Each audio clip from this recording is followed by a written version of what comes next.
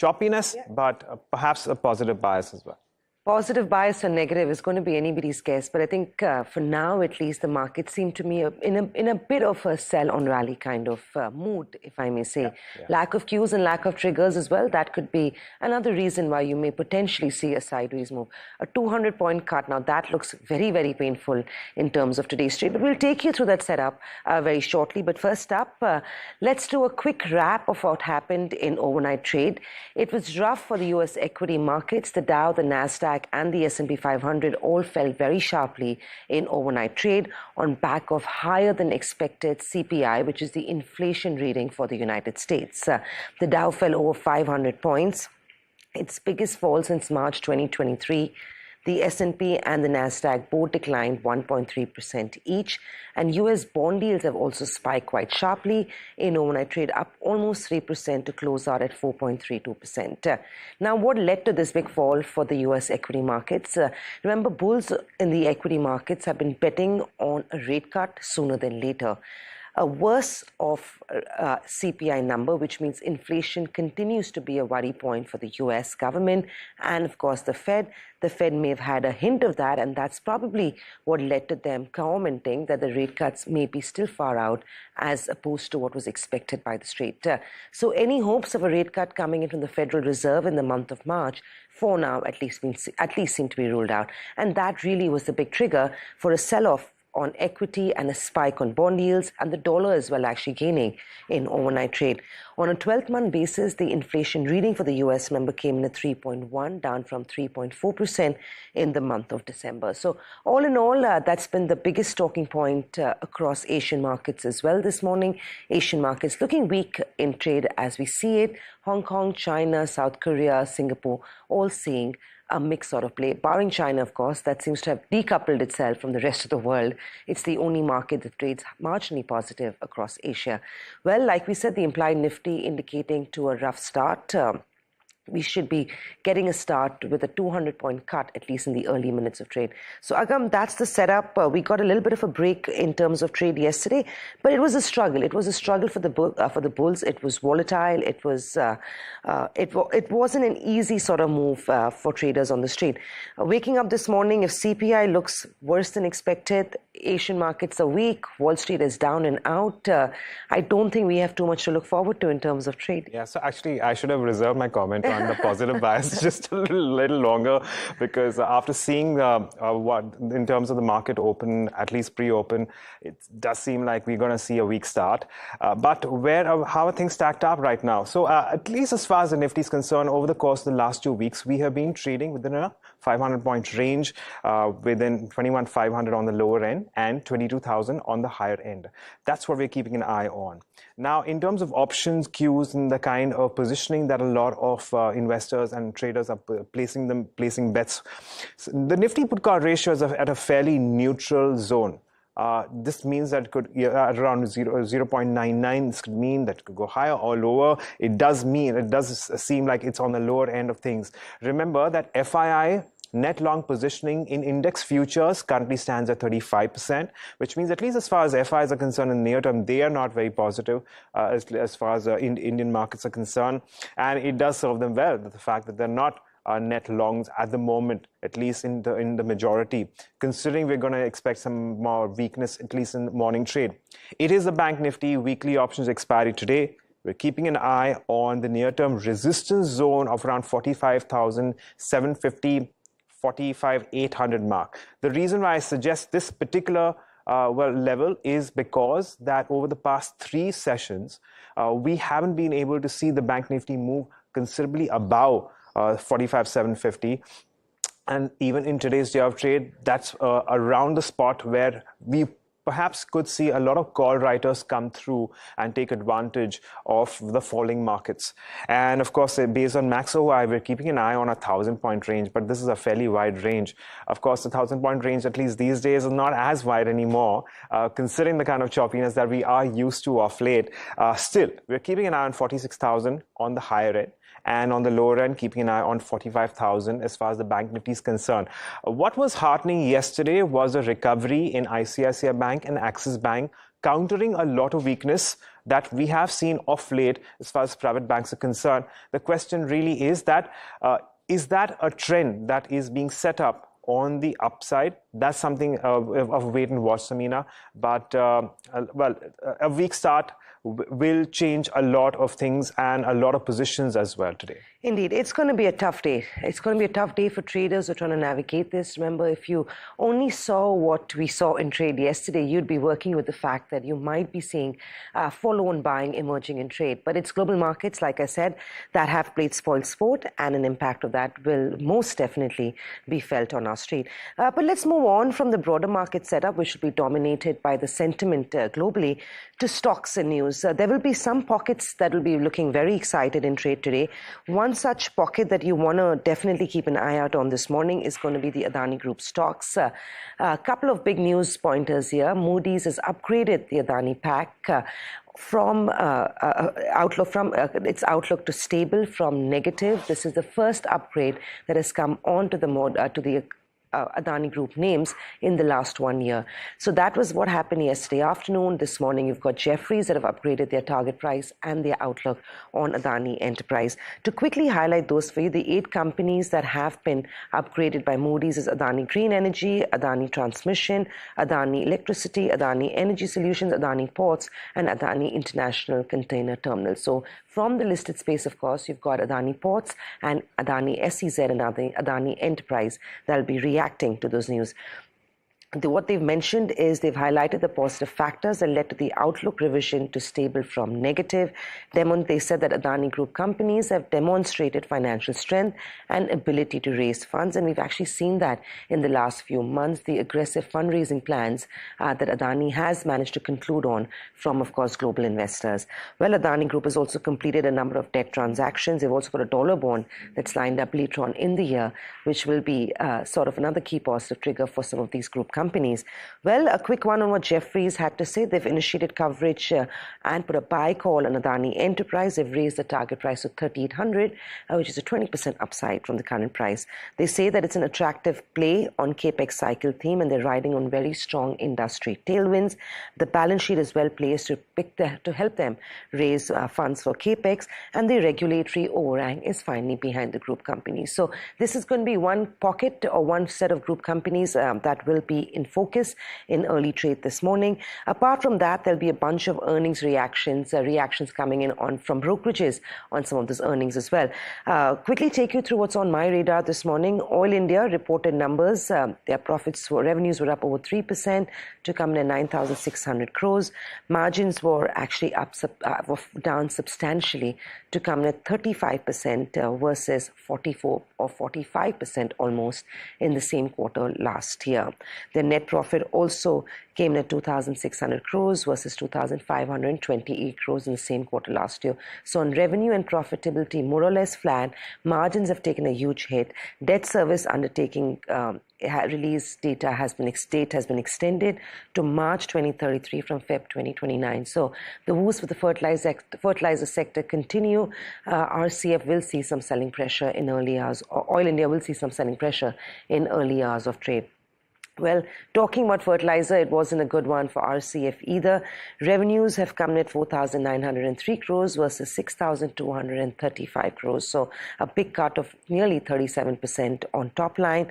EBITDA has come in at 84 crores versus 438 crores. So huge decline in EBITDA is what we've seen, down about 80%. Margins have also declined substantially to come in at 1.7% versus 7% that was seen in the same quarter last year. Again, down by over 500 basis points. Net profit came in at 11 crores versus 245 crores. So this one's going to have a rough. Not that these stocks have done well in the last few days, but today the pressure on the selling will be intensified on a very disappointing set of numbers being posted by RCF. Another one that might take it on the chin this morning is Zee. Their revenues have come in at 2,045 versus 2,442 crores. So revenues are down 16%. EBITDA is also seen a decline. Margins have also shrunk to percent versus 13.81%. Net profit has come in at 58 crores versus 122 crores that we saw. Remember, the board continues to monitor progress in the Zee-Sony merger. Claims against the company, termination fees, not attainable, and those are a few of the negative triggers for Zee beyond its earnings as well. So it's going to be a gap down on this one too as we see it. So Agam, I've got a set of all three bad numbers actually. Oil India, RCF and Zee Entertainment. Yeah. I think the only green that we may expect is on the Adani pack. But any more earnings that look good actually this morning? Yeah, no, I've also got a mixed, set of numbers. And largely for this one, I'm going to focus on earnings. So we have earnings from Prestige Estates, and it's actually been a little bit of a surprising quarter on the downside because we're looking at a revenue decline of around 23%. And margins, while they have seen an improvement, well, we've seen net profit rise 2%, but that's only because of operational gains. IRCTC, that's been a very, very strong quarter. This is something a lot of market participants were also expecting, and it's come through. So 22% in revenue growth, margins being maintained at around 35%, and net profit also growing around 17% year on year. Moving on to Nalco.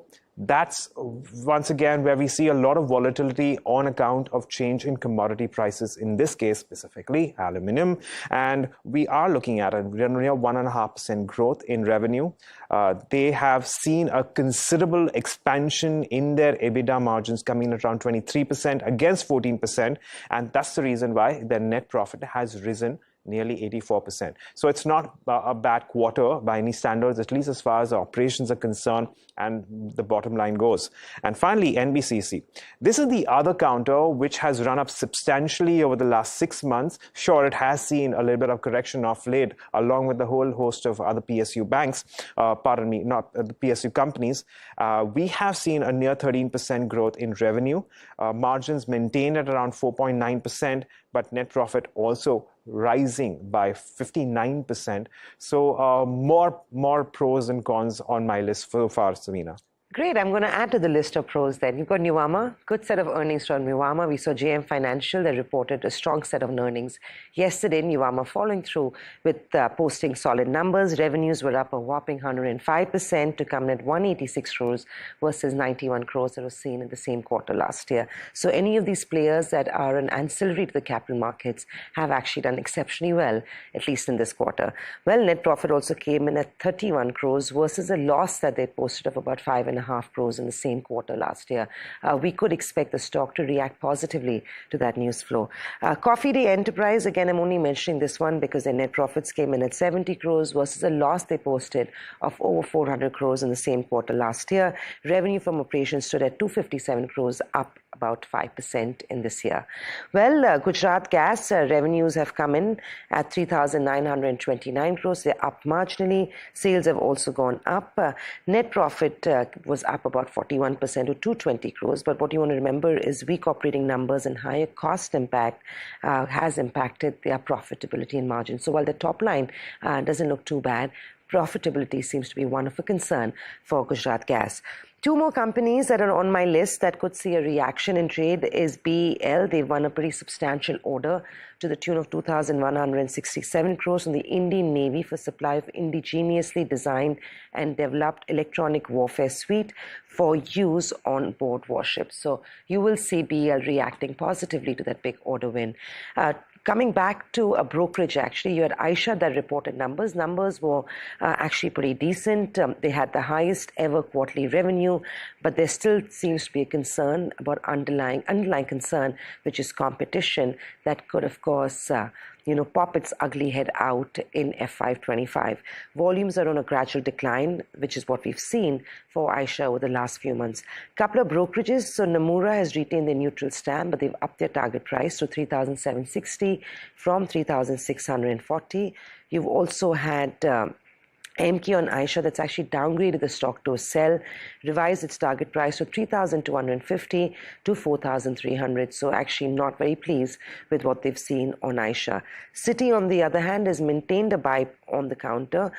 They've revised their target price very marginally to 4,700 from 4,600. So that really is what we have in terms of downgrades coming in on Aisha. You also have CLSA that has downgraded the counter to underperform from sell. Oh, pardon me, it's an upgrade from underperform to underperform from sell. They've hiked the target price to 3,906 from 3,716. So largely, I think, Agam, for Aisha, it's a divided house. You've got two big brokerages that have, you've got a mix. You've got an upgrade and you've got a bunch of downgrades as well. Sure, Samina. I'll just extend that list over as far as earnings are concerned very quickly. Senco Gold, again, one of the top performers as far as the last 12 months is concerned, for good reason, because revenues have grown 23% year on year. Margins saw a little bit of contraction, which is why the bottom line has come off.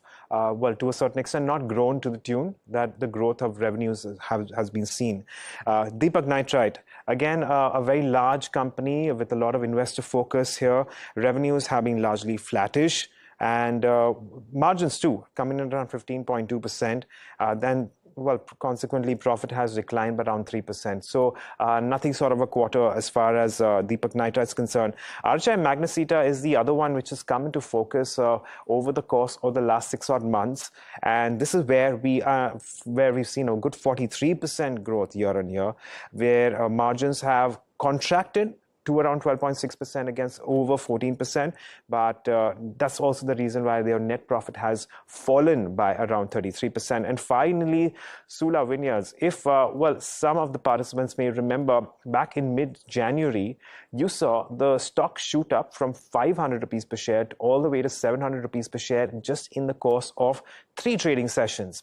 It does seem like we're in for a little bit of a disappointment, because the quarter has seen revenues grow only 4% year on year, and while they have seen an expansion in margins at around 35.4%, they've seen the net profit grow in single digits. That's around 9.4%. So not an amazing quarter. The question really is the market factoring in something else?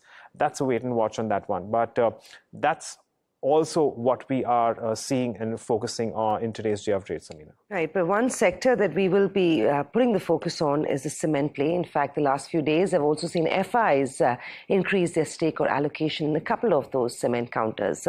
We have with us Uttam, Kumar, Srimal, Senior Research Analyst, Cement and Infra of Access Securities, joining in.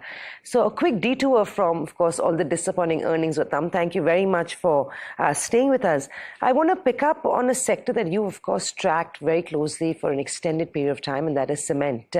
Numbers largely have been better than what the street was expecting.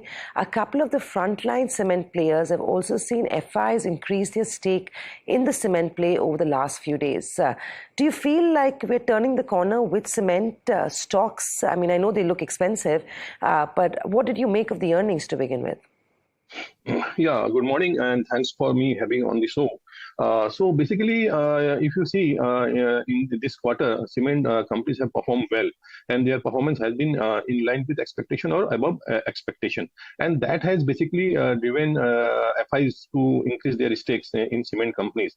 So most of the large companies, if you take whether it is Ultratech or Sri Cement or DCC or Dalmia, they have reported good numbers in terms of volume growth, and also basically costs have come down quite sharply in last 1 year, because earlier because of power and fuel cost their profitability was impacted, and this quarter the power and fuel cost has been down by more than 20%, and if you see over last year it is down by more than 40%. So that has basically positively impacted their profitability. So that is one of the reason FIs are getting again into cement stocks. And since government trust is there on infra development, and cement demand is expected to remain robust moving ahead also. So that might have also attracted FIs to further increase their stake in cement companies. Right. So Uttam, can you come in on what your preference and where your preference lies with respect to all the cement stocks which are in your coverage? Which of these companies have performed the best? Or rather, tell us about which of these companies that you are expecting to outperform the rest of the pack. So in terms of large cap, I believe Ultratech, ACC and Sri Cement will perform better moving ahead, as reported in last quarter numbers. If you see, UltraTech has ACC has done very good in terms of EBITDA margin also. They clocked EBITDA margin of 18% during the quarter, which was one of the highest in recent times, and primarily that has driven the stock also in recent times. UltraTech has also done well in terms of in the EBITDA margin, and Sri Cement has also done very good in terms of EBITDA margin, because they have clocked EBITDA margin 25% on the back of better volume, lower cost, and higher realization during the quarter. So I believe in the large cap space, UltraTech, ACC, and Sri will remain our preferred pick moving ahead. And in the mid and small cap, JK Cement, JK Lakshmi, and Star Cement will be our preference moving ahead. Right. Uttam, regional factors usually, impact the sort of volume growth some of these companies see, and they can range from single digit to double digit depending on the regions that some of these companies play in. With elections as well around the corner and the construction activity that's been on the upswing that you indicated, how do you think these dynamics will play out over the next 3 to 6 months? I'm not asking you to give me a very long sort of outlook on them. Just break this down to me. Which regions do you think are going to, be the big sort of gainers or beneficiaries? See, basically what happens before general election, cement consumption basically slows down. And this is also proven in historical numbers also. So model code of conduct will get implemented mostly by the first or second week of March. So that may impact some of the cement demand in the first quarter of FY25, because elections will be there. And region-wise, I think most of the regions are doing well in terms of cement consumption. But I believe that East and Central India will have a larger pie in terms of cement consumption, because there you see per capita cement consumption is also quite low compared to other regions. And these two regions are also getting more government trust in terms of infrastructure development. So I think Central and East will be the region where there will be more development and consumption in terms of cement demand. And there may be some slowdown in terms of demand in the first quarter, but overall, I believe demand will remain robust moving ahead also. I know consolidation was largely the play in the cement sector all through 22-23, and with what we've seen, it does feel, we do get, the sense is that smaller players will not be able to compete with the big players in this industry. Do you expect consolidation, intensifying over the next couple of months? And if yes, what sort of consolidation can we expect, and what is the stock play on that? See, basically, if you see, there are not many large assets on the block currently. Most of the consolidation in the industry has happened. There may be some few assets which may be on the block, but not very large assets are there. So, and in terms, see, normally what happens, larger players, when they expand their capacity, so they grew their market share also. Regional players have also their own strategies in their regions, and they are also doing business in their regions. And they are not being impacted very much because of capacity expansion by larger players. No doubt, larger players consolidation will help these larger players in terms of their supply chain efficiency, demand outlook, and consolidation in the prices and operating efficiency. But smaller players who are there in their regions from quite many years, they will also do good, I believe. So consolidation, no doubt it will be beneficial for larger players, but small players being in their regions for some time, they will also be doing they will also not be impacted very much in terms of recent consolidation which is happening in the industry. But as far as type of assets are there, so I don't believe there are much assets are there for consolidation. Most of consolidation already happened. So that's the way currently it's. I think consolidation has already mostly happened at this juncture. Right. Uttam, a quick question from my end is, are you seeing any divergence when it comes to performance, or rather your outlook when it comes to north-based players against the southern Indian geographies? Yeah, North basically has a income. If you see, South India has capacities more than cement supply, more than cement demand, and North has capacity. North also has a lot of capacity, and new capacities are also coming in the North region. But I believe the North will continue to do better than the South region because of good pricing in the North region and the demand in the North region. So South will always be laggard in terms of cement demand if you compare with the North, because a lot of activities are taking place in North, which is driving the cement demand in the northern region. Right. Well, thank you very much, Uttam. Great talking to you this morning, and thank you for sharing your perspective on, of course, cement play for the next couple of quarters at least. Well. Moving on from cement to Zee, this one has also been in the news, unfortunately, for all the wrong reasons over the last couple of months. But this morning, it's about their earnings, it's about the commentary that Puneet Goenka set out, and also a quick update on what the road ahead for the Zee Sony plans is. Karan Turani, SVP Lara Capital, joins in. Karan, you've clearly been very, very busy over the last couple of months. This morning, reacting to Zee's earnings, what have you made of it in line with what you're expecting, or was there some disappointment? Hi, good morning. So I think in terms of broader numbers, it's largely in line with expectations. This quarter, we've seen a decline, in terms of the overall ad revenue, both on a YY basis and on a QOQ basis. YY basis is a slight decline, 3%, but QOQ is about 16%. The reasons is that one is, of course, the TV advertising market still, kind of is a laggard in terms of the broader recovery. The second big reason is that this time we had the World Cup. So a lot of the ad spends are moved away from GEC genre towards the Cricket World Cup. And that led to the decline of many of these GEC channels which are there. In terms of profitability, I think, margins again were largely in line, but they remain to be phenomenally low as compared to the historical averages of 22-25%. The reason for that is there have been some hefty content investments on the digital side, and that is leading to lower margins over the last few quarters. Right, Karan. So, any light at the end of the tunnel as far as the operations are concerned, the challenges with respect to Zee? So I think the management indicated that, they are very confident of achieving growth of about 9 to 10% on a revenue CAGR basis.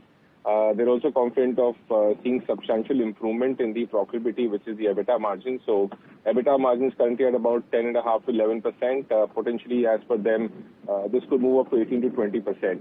But, in terms of growth rate, linear TV as a business is not able to grow more than 3 to 4%.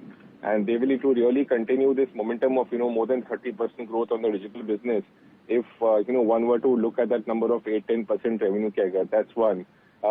Secondly, on the profitability side, I think the guidance, seems to be quite ambitious. Of course, there are some tasks which are measured, right, in terms of cost control around content, technology, and people that they plan to do. But given the kind of market dynamics that we are seeing right now, maybe, potential merger of RIL Disney, and even if that does not happen, the market is quite disruptive as far as digital is concerned. IPL content being available free, which means that other platforms may not be able to raise prices. Secondly, there's a lot of legal overhang on the company because the creator's case will again, probably restart, and the ongoing issues will continue with Sony Corp as well as on the legal side. So I think because of these 2-3 concerns, and of course one, now there is no strategic partner that they spoke about or something of that sort. So, no potential technology exchange or synergy. And frankly, in India as a market, if you see, there are not too many options available right now. I mean, Sony was the only option because Disney already is in talks with RIL. And apart from that, there is no large media giant that, Zee can generally tie up with. So I'm saying from all these perspectives put together, I think the concerns will continue both on growth and profitability. Karan, while the growth concerns will continue, Mr. Goenka, of course, went on record saying that they would revisit the current business for Zee. There's also talks that there could be layoffs. They will have to enhance operational efficiency and focus on businesses that generate maximum value.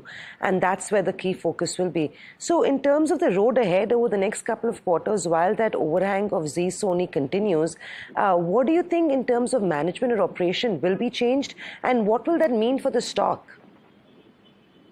So I think, of course, as I said, the margins potentially can improve because of these cost-cutting initiatives, because of efficiencies. But then it should not impact growth rate, because we are in a market right now wherein the growth rate on the digital segment is very important to drive this 8-10% revenue CAGR.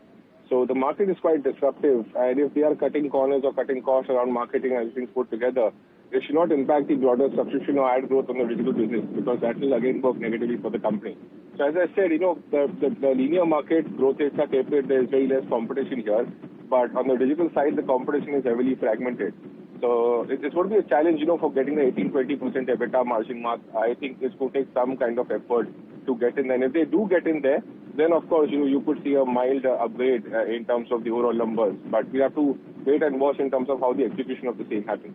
Very lastly, at this level, Karan, is this still an avoid, or would you be looking to accumulate Zee? I think from a downside perspective, we are largely right now capped. I think there is some intrinsic value of the entire asset.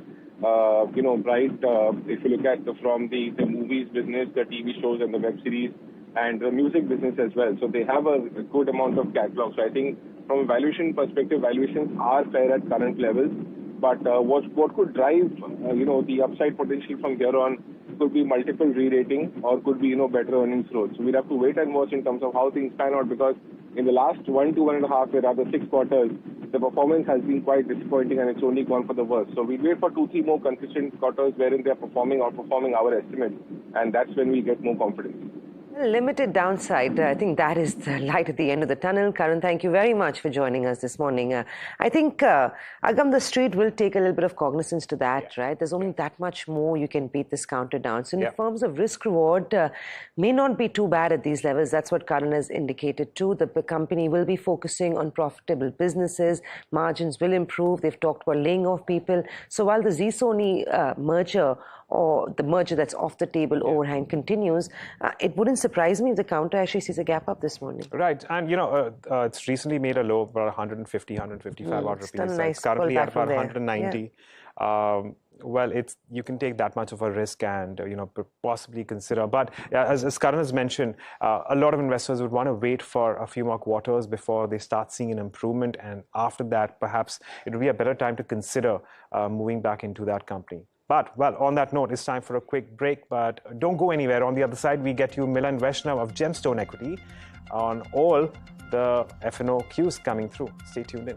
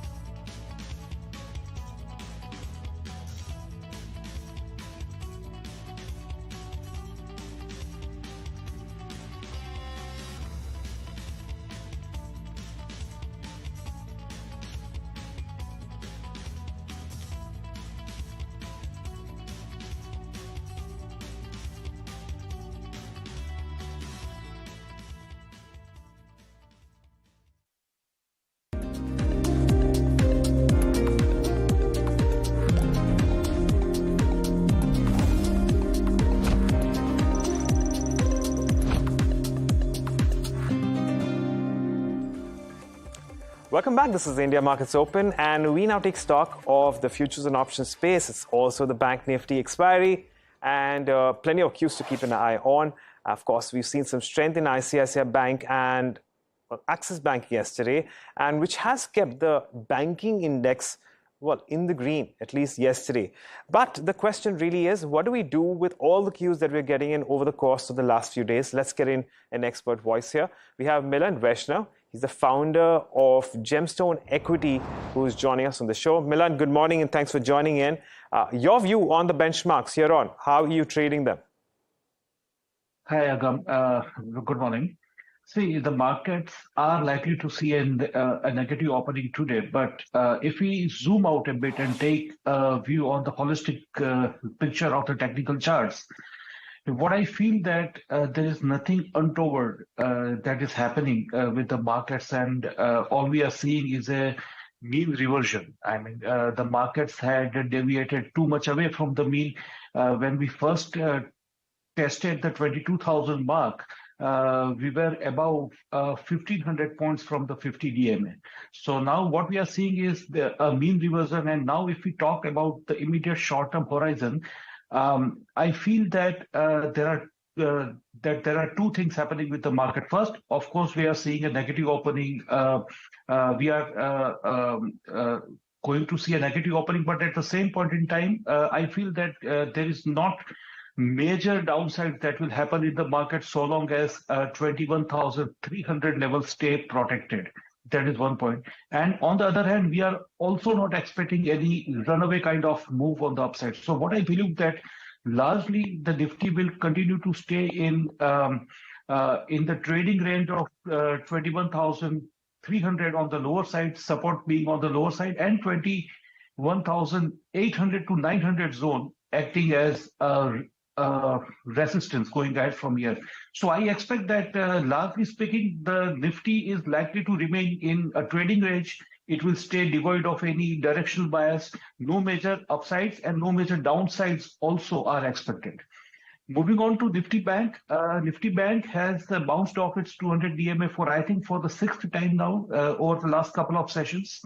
And it has closed it's now testing a confluence area of 100 DMA and 200 DMA. So 45,500 to 600 is the immediate resistance zone for Nifty Bank. Until that levels are taken out, even expect Nifty Bank to test or rather stay in a trading range of 700 odd points with 44,800 being a support. Right, Milan. So if you have any trading ideas, can you take us through that one as well? Yeah, as I just said, for this week and the coming week, I do not expect any major directional move in the market. So I would like to go for a strong a short strangle in Nifty. I would sell 22,100 call and 21,300 put for 22nd Feb expiry. The total premium we would receive would be rupees 123. And that's the maximum profit potential. It would be of rupees 6150. That would be an approximately 5% yield on the capital that we would deploy. And we would maintain a stop loss of Nifty either going above 22,100 or slipping below 21,300. Now, one thing I would like to point out that because of the negative opening, the premiums might change, but there should not be a major difference in the total premium that we would collect by selling this short strangle. Right. Thank you. Thank you for that, Milan, for the view coming in on a couple of trading ideas from him. But one pack that is going to have it good this morning is going to be the Adani Group companies. A couple of things have happened. You've had Moody's that's raised their outlook on the company to stable from negative on the parent company and the group companies. And you've also had a brokerage upgrade, but we'll take that one at a time. Mahima is standing by with more on that. Mahima, while the general markets seem a little disappointed and weak this morning, I think the Adani Group companies are going to have a field day. Let's start with Moody's first. Right, Samina. So as you rightly mentioned, prior to this, Moody's had revised the outlook to negative following the Hindenburg report, but now they've revised it to stable and has said that the group company shows strong financial support. Now, the three companies, Adani Transmission, Adani Electricity Mumbai and Adani Green Energy have been upgraded, and the four companies, Adani Energy, Adani Ports, Adani International Container Terminal, have the ratings have been affirmed and outlook remains stable for these companies. Now, if we talk about the highlights based on which Moody's has given this rating, they've said that Adani Group has demonstrated financial strength and ability to raise funds. They've taken a note of the Supreme Court verdict that came out, and they've said that Adani Group has completed a number of debt transactions and has completed refinancing as well and has obtained new loans as well. It is also said that the Adani Group has demonstrated continued access to debt at a very reasonable cost. They've also said that Adani Group has got equity transactions by investors such as GQG, Qatar Investments Authority, and has said that the SC's view of no apparent regulatory failure is attributable to the SEBI curb potential has curb down the risk to a lot of extent. Overall, they've given a good view on Moody's, on the Adani Group companies. I'm sorry. This is Moody's, and this is Moody's, of course, coming back, revisiting the group companies, saying that they have exhibited financial strength, they've managed to service their debt, raise debt, and could be a great play in terms of recovery. Well, apart from that, Mahima, it's also Jefferies that now seems very optimistic, and they've, raised coverage on the counter, increased their target price, and I've got a buy call on this one. Right. So they have initiated a buy initiative for Adani Enterprises with a target price of 3,800. They've said that there's a very attractive play on capex cycle theme for Adani Enterprises. They've also said that it is riding on strong industry tailwinds, and they've said that the balance sheet is well paced to rise their capex. They've also said the regulatory overhang is largely behind the group companies now, and they've said that the EBITDA will double from FY23 to 26 over 3x by FY28. So overall, Jefferies has also had a positive outlook on Adani Enterprises. Right, Mahima, thank you so much for getting us those updates on Adani Enterprises. Of course, a disclaimer that the channel that you're watching is also a Adani Group entity. What's really interesting is that we must remember that, Samina, until a while ago, there was very little to no coverage on Adani Group companies.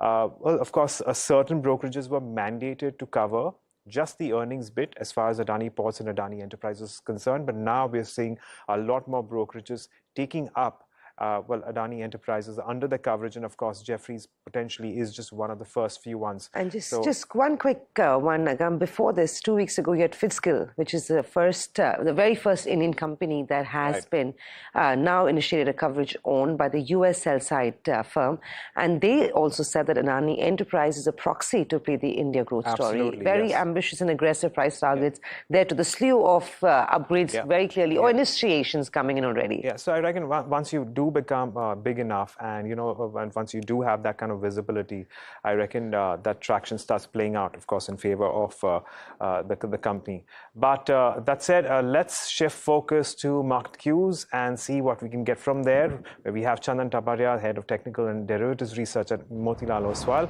as well as Mayuresh Joshi, Head of Research at Marketsmith India, joining us on the show. Good morning to both of you. Thanks so much for joining in. Chandan, I start with you. How are you making cues? What are you making in terms of cues as far as the Nifty and the Bank Nifty is concerned at the moment? Good morning, Agam, Samina, Mayuresh. Thanks for having me. So looking at the market, the index still has been moving in a broader range where declines are being bought. From last few days, we are witnessing alternative days on negative and positive. However, the concern is that selective small cap, mid cap stock witnessed some selling pressure.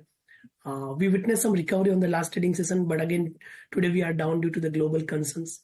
So broader trend is likely to be in a volatile manner in a broader trading range. For the day, we'll closely watch 21,550, 21,600 zone. If index manages to hold near the same after the gap down opening, then again buy on decline could continue with major support of 21,400 zone. So we will play the range between 21,400 to 21,900, and in that range, If it manages to hold 21,600 on declines, then we'll go with buy on decline strategy. Talking about Bank Nifty index, that witnessed decent recovery, but again, as per the global cues, we are opening down. 44,444 is major support. Any decline to us, 44,750 to 45,000 would be the buying opportunity, with support of 44,440 level in the Bank Nifty index. Mayuresh, hi. Very quickly, I want to take a view on Adani before I move on to the broader markets. Slew of brokerage upgrades, initiations coming in. Last week, we had FitzGill. This morning, Moody's upgrades the outlook to stable from negative. And of course, Jefferies comes out with a buy call on the company. Any of the Adani Group companies that you would be buying right now? Morning, Samina. Morning, Agam. Morning, Chandan. So I think largely, Samina, I think a large part of the moves have got played out and a slew of upgrades are now coming through. Obviously, a lot of concerns that got played out in the last 1 year. The stock has probably gestated all the negative news. I think a couple of themes within this entire pack. One, I think Adani Ports, the entire story in terms of infra, in terms of the capex boom, and expectations in terms of trade normalizing at a global level over the next few quarters. That certainly augurs well in terms of container movement over the next few quarters and years as well. Being a mechanized port and having superior margins also aids and abets the kinds of earnings recovery that this stock can exhibit. And the other group of stock obviously are the cement stocks, both ACC and Ambuja. The kind of expectation that one has in terms of capacity expansions for the industry as a whole, whether it's grinding or the clinker capacity that gets added on, I think it's going to happen in a very calibrated manner. And in that respect, the expectations are that stable sales realizations, if input costs remain normalized, EBITDA and reported EBITDA per ton should also start showing significant signs of stability and improvement in the next few quarters as utilization levels improve with improving demand and create operating leverage. So to a certain extent within the pack, I think Adani Ports and both the cement stocks. Exciting. Adani Ports and both the cement stocks. In fact, we actually had a cement conversation, Mayuresh, this morning, and those were also picks coming in from the cement sector by the analyst.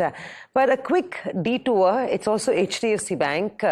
Yesterday, of course, we had Macquarie that came out and said that they're actually optimistic on HDFC Bank. And this morning, it's Bernstein. There is a few questions for the HDFC Bank management. Pranav, Senior Research Analyst at Bernstein, now joins in. Hi, Pranav. It's always good having you on the show. And this time around, you have a few questions for the management of HDFC Bank. What do you want to know? And why are these important for an investor to keep an eye out for? Hey, good morning. So I think on HDFC, I think there's been a lot of discussion around the NIM for the bank, how it's moved in the last few quarters, how it's been a disappointment. And related to that, I think a large part of the questions have been on the funding sources for the bank. Why has the borrowings been higher? Why has the deposit growth been weaker, etc.? So the focus has been on the liability side of things. But what we see is that the real difference or real divergence versus what was expected pre-merger has actually happened on the lending side. So if you notice, their lending yields have not really risen at the same pace as what it has for peers. Not just the private sector banks, but even the public sector banks have seen a sharper increase in yields compared to what HDFC has seen. So the big question is, what is stopping them from accelerating on the higher yielding segments, the likes of personal loans and credit cards, where they seem to have gone extremely slow versus the market versus their peers? And that's really hurting their NIMs, right? So knowing if that was a strategic error they had, looking back, obviously the benefit of hindsight over the last, say, 18 to 24 months, and if that will change going forward, or if they genuinely believe that the risk-adjusted rewards are actually better in other segments, despite the optically lower yields, then I think that's something that would be very interesting to know, because that really is critical to believe in the gradual improvement story on their NIM front. Right. So, Pranav, you also make a mention of branch rollouts and perhaps some concerns around there. Can you take us through that as well? Yeah. So I think the bank had announced that they will double their branch count over the next 4 years or so. And we believe that's the right strategy to adopt at this stage of the industry evolution. But the recent slowdown has raised questions around that strategy and why there has been a slowdown. I think coming out with some data points to support their view on slowing it down, if it's temporary, if it's permanent, or the drivers for the temporary slowdown, I think would really help assess if it's indeed a temporary one or if there are reasons why this could be a permanent slowdown or a new normal for the bank in terms of the branch opening. And the reason the focus remains on branch opening is because they do have a requirement for a supernormal deposit growth, and aggressive branch opening is one of the key drivers, will be one of the key drivers for that. So in that sense, clarifying where they stand on that, I think becomes important. You know, Pranav, I just want to extend this conversation a little further and more from an equity investor point of view. The last 5-year returns on HDFC Bank are 32%. I mean, it's not even beaten fixed deposits over a fairly medium to long-term time horizon. Sure, since the merger, it's gotten even worse. This time around, it's the earnings. I feel like the markets are only finding excuses to justify the underperformance of HDFC Bank. I mean, when is it going to really wake up and smell the coffee? And when will this generate returns that investors have been, holding on to, or funds have been holding on to? Right. So there are two parts to this, right? So one is the multiples part, and second is the earnings part, right? So I think on the earnings growth, they have almost delivered. Barring maybe the COVID period, or even actually the COVID period was fine. So except maybe the last couple of quarters, the earnings growth has actually been quite steady. So what has been the historical trend has largely been maintained, maybe a few percentage points lower, but that's largely been there. I think two things have happened. One is the uncertainty around what happens from the merger, if there will be a prolonged period of pain in terms of earnings growth. I think that's got priced in a lot earlier, number one. And number two, the other thing that's happened in the 5 years is that there has been a significant increase in the choice available for investors. Right? So I think there was a premium which was available for HDFC simply because they were the best franchisee in town. I think that today has a lot more contenders, and therefore even from an operating metrics perspective, you don't see that big a divergence as what you saw in the past, which then results in that premium going away. So I think it's a combination of two.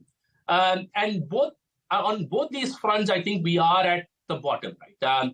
I think we have seen probably the worst in terms of the earnings impact from the merger perspective, and therefore the improvement trajectory should begin, number one. And number two, I think all the banks are having their best possible ROAs, with credit costs being at ultra low levels.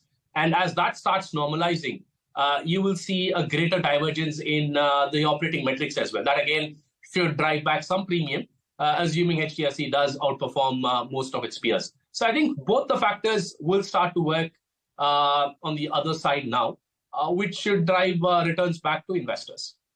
Pranav, final question then, and one of the questions that you've also posed in the report is that what's the one metric that the management solves for? What are the trade-offs that the bank can potentially consider here?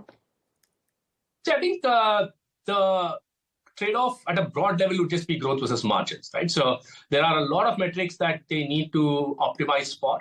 There is the LDR, which is much higher than usual at 110%. So there is a pressure to bring that down. There is a requirement to maintain the LCR ratio, which is a regulatory requirement.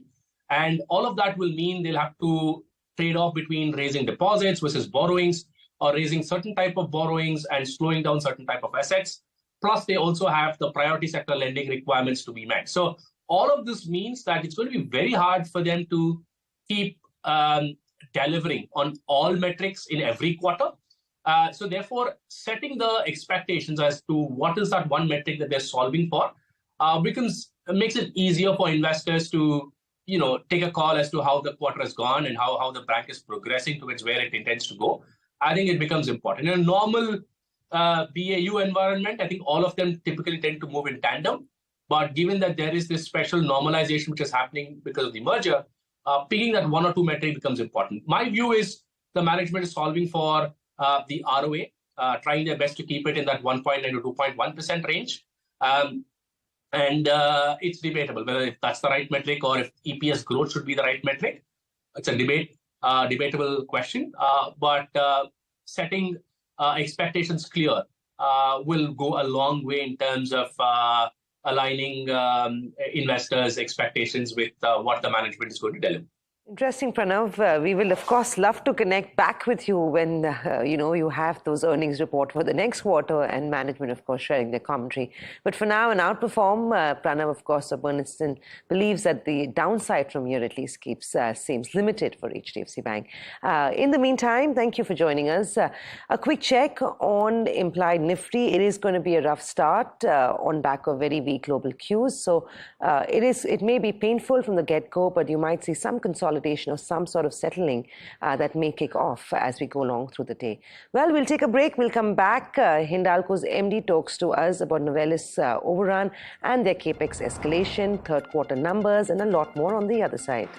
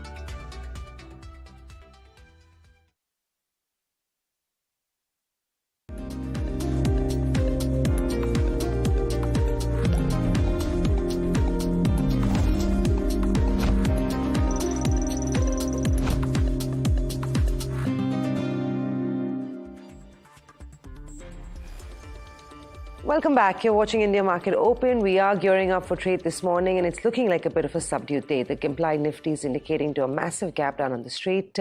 21,823 is where we closed out yesterday. Closer to 21,700, 21,650 is what can be anticipated in today's session. Well, the culprit here is global cues. CPI, which is the inflation data from the US, came in higher than expected, putting cold water on any sort of earnings rate cuts that the Fed was expected to do. The markets rather were anticipating them to do.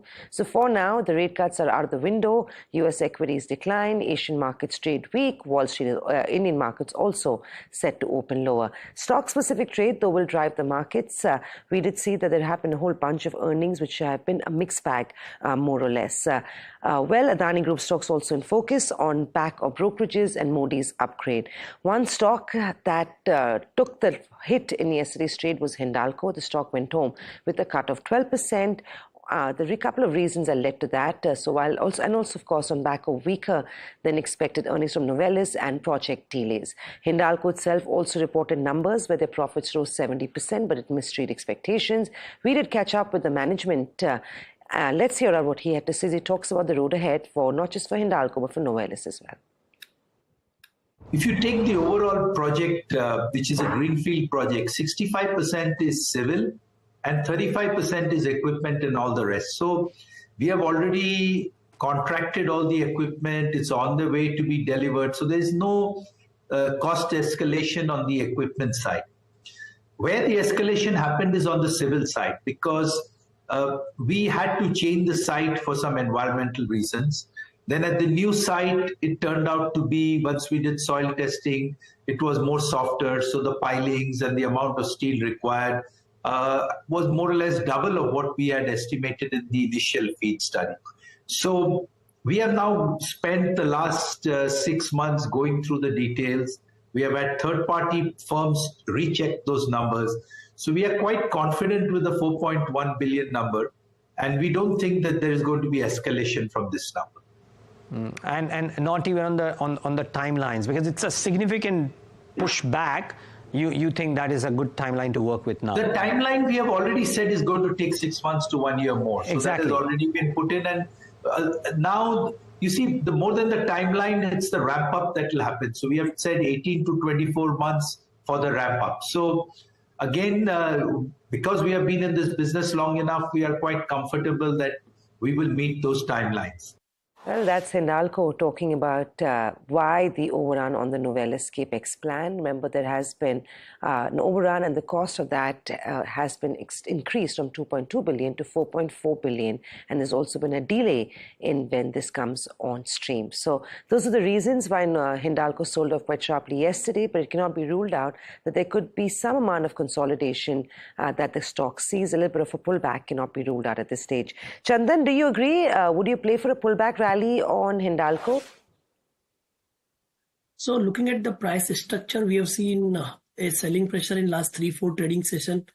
However, now it has gone into the immediate oversold territory. Because of that, bounce could be played.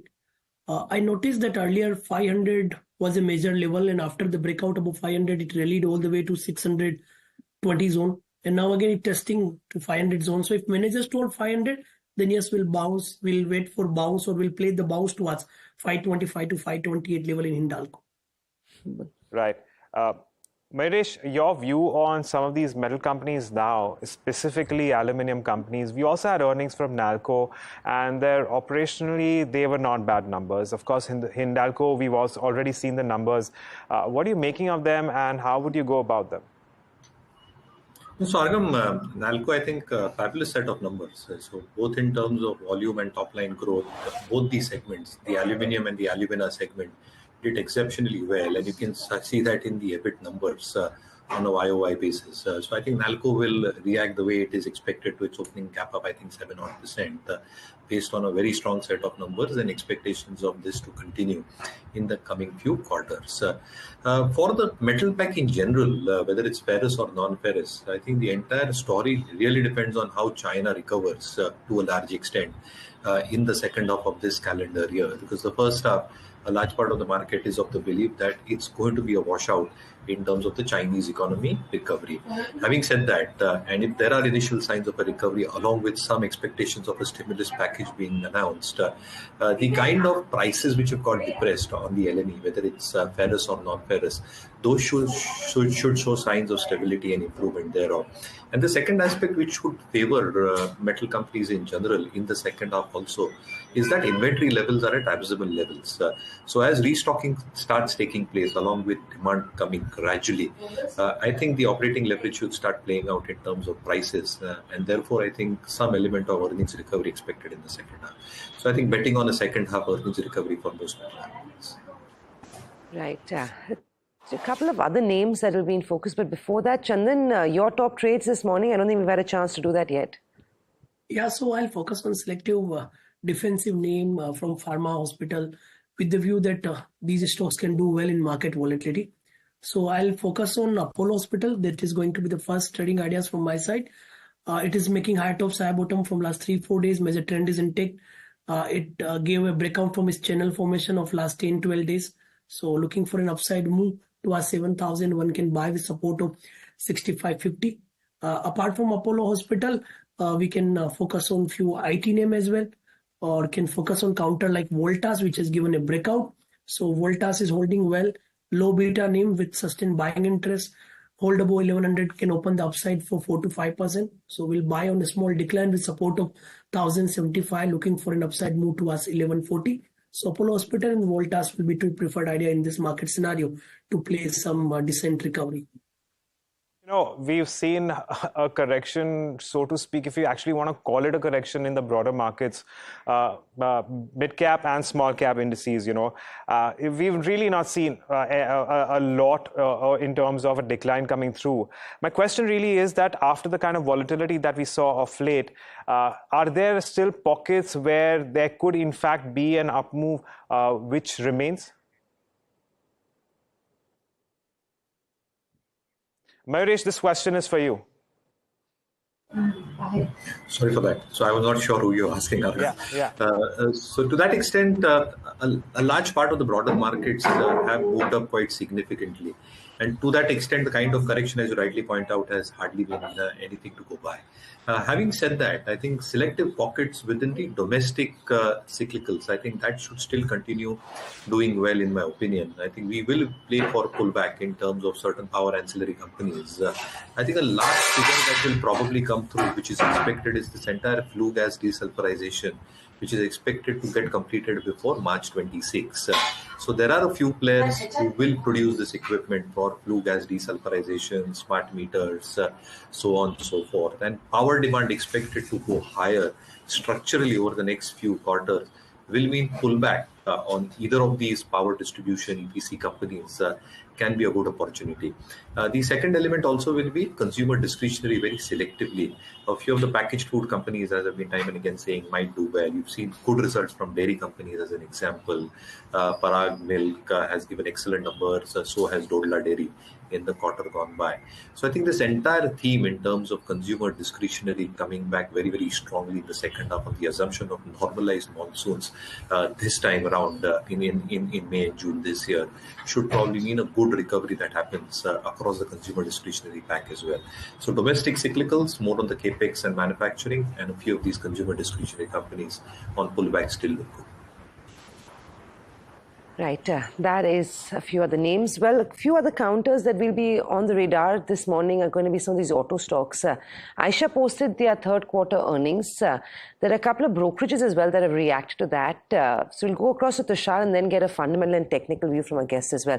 Tushar, you want to tell us how do the brokerages feel about the numbers posted by Aisha yesterday?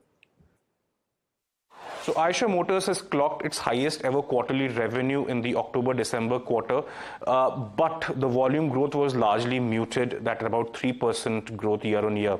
So first, a look at the numbers. Revenue was up 12% year on year, EBITDA was up 27%, operational profitability was at 26.08% compared to 23.03% a year ago. But the net profit was up by more than a third at about 1,000 crore rupees.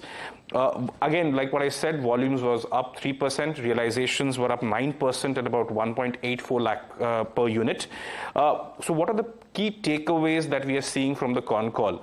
So essentially, while revenue has been at an uptick as well as operational profitability as well as the bottom line, what is happening is the volume growth is not coming in, and that may be due to the competition that has come in the last year or so in the form of the Triumph bikes made by Bajaj as well as the Hero Harley alliance has happened. Also, there's competition from unlisted players like Honda as well as Java motorcycles made by Classic Legends. So what is Aisha saying? The new models like the 450cc and the 650cc are seeing strong response. They are actually focused on stabilizing the model lineup going ahead, even as more models will come in. Bookings, as in the waiting period, is actually pretty low now, less than a month for the entire range. The company is also confident of its CV business under VECV.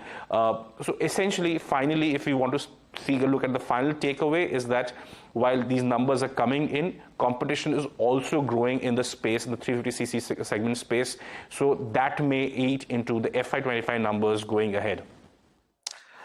Chandan, thanks so much for that, of course, Tushar. But Chandan, I want to come to you on, two counters from the banking space, and that's ICICI and Axis Bank. We saw a little bit of gains coming through yesterday, giving a little bit of a support to the Bank Nifty. How are you assessing moves on both these counters? So talking about ICICI Bank, we witnessed recovery, and I think because of the support of ICICI Bank and Axis Bank, Bank Nifty managed to climb towards 45,500, but we are down again because of the global market. So I believe buy on decline could emerge here in ICICI Bank and other name. So one can buy near 1,000 with support of 978, we can again see a bounce towards 1,040, 1,050 in ICICI Bank. I like Axis Bank as well. Our setup is clearly strong. Can buy near 1,050, 1,055 with support of 1,035. Here we can again see a rally towards 1,100. So I prefer both ICICI Bank and Axis to buy on this decline.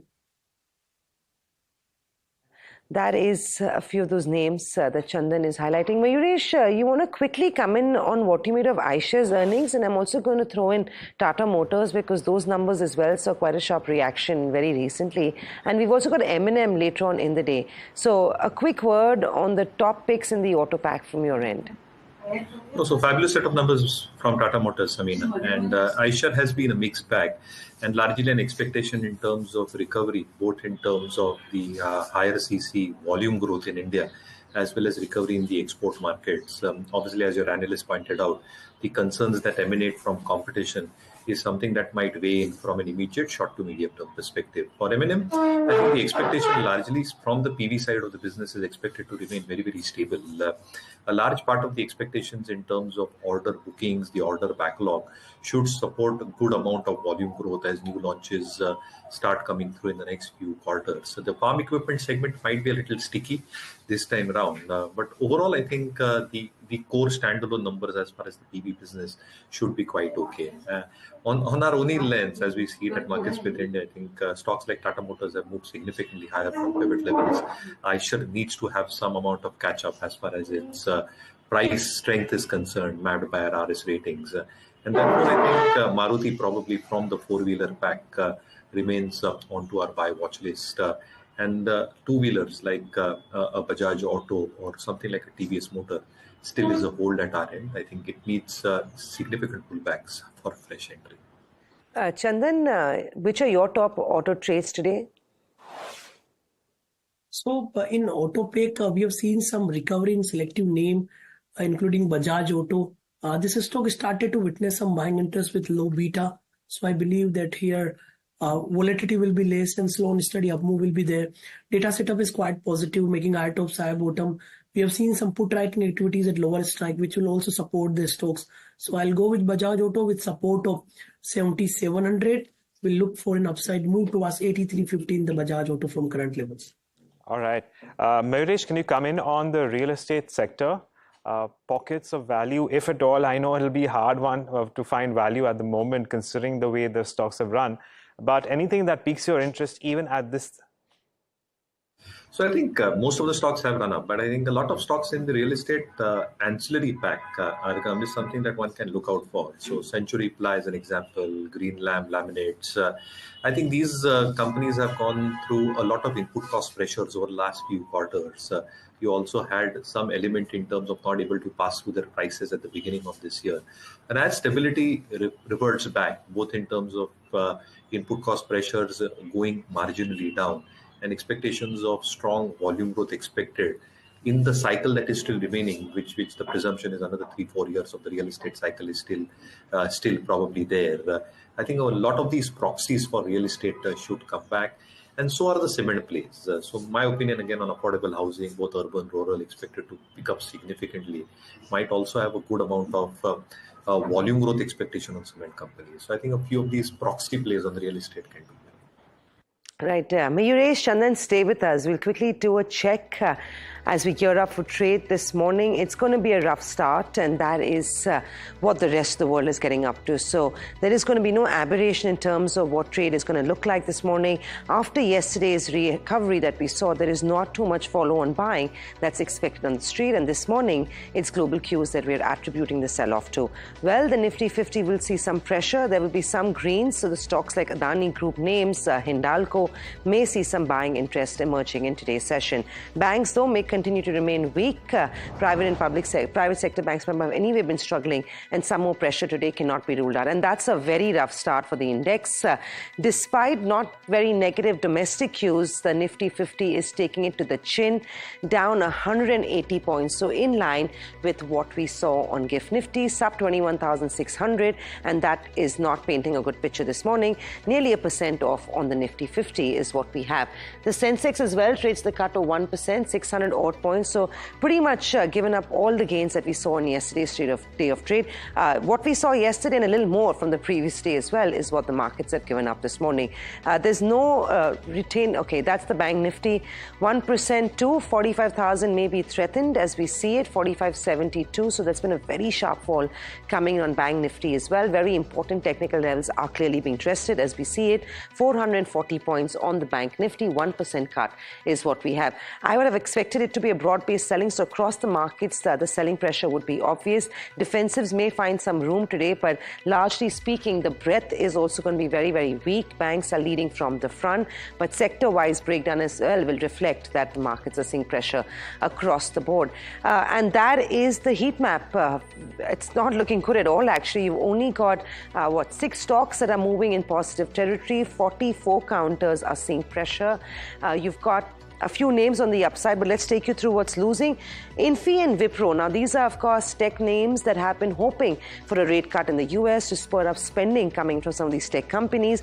With the rate cut now down the road, not expected anytime in the next couple of months, it means that counters like Infra and Wipro have taken to the chin, both those counters leading the losses in today's day of trade. There was some news on Wipro where they've actually gone out and acquired 60% stake in a company for $66 million, but markets clearly ignoring that. Tech is leading in the losses space. LTIM, Infosys and Wipro seeing a bit cut. Aisha's numbers were not too bad, but remember, intensified competition in FY25 is what is going to pop its ugly head out, and that could be impacting Aisha. The brokerages as well were divided on this one. The stock is down 2.5%. Tech Mahindra looking weak. HDFC Bank, despite a couple of brokerages being optimistic on the counter, the stock continues to see some pressure. Auto looks weak. Pharma looks weak. Everything looks weak, barring a few stocks that are trading in positive territory.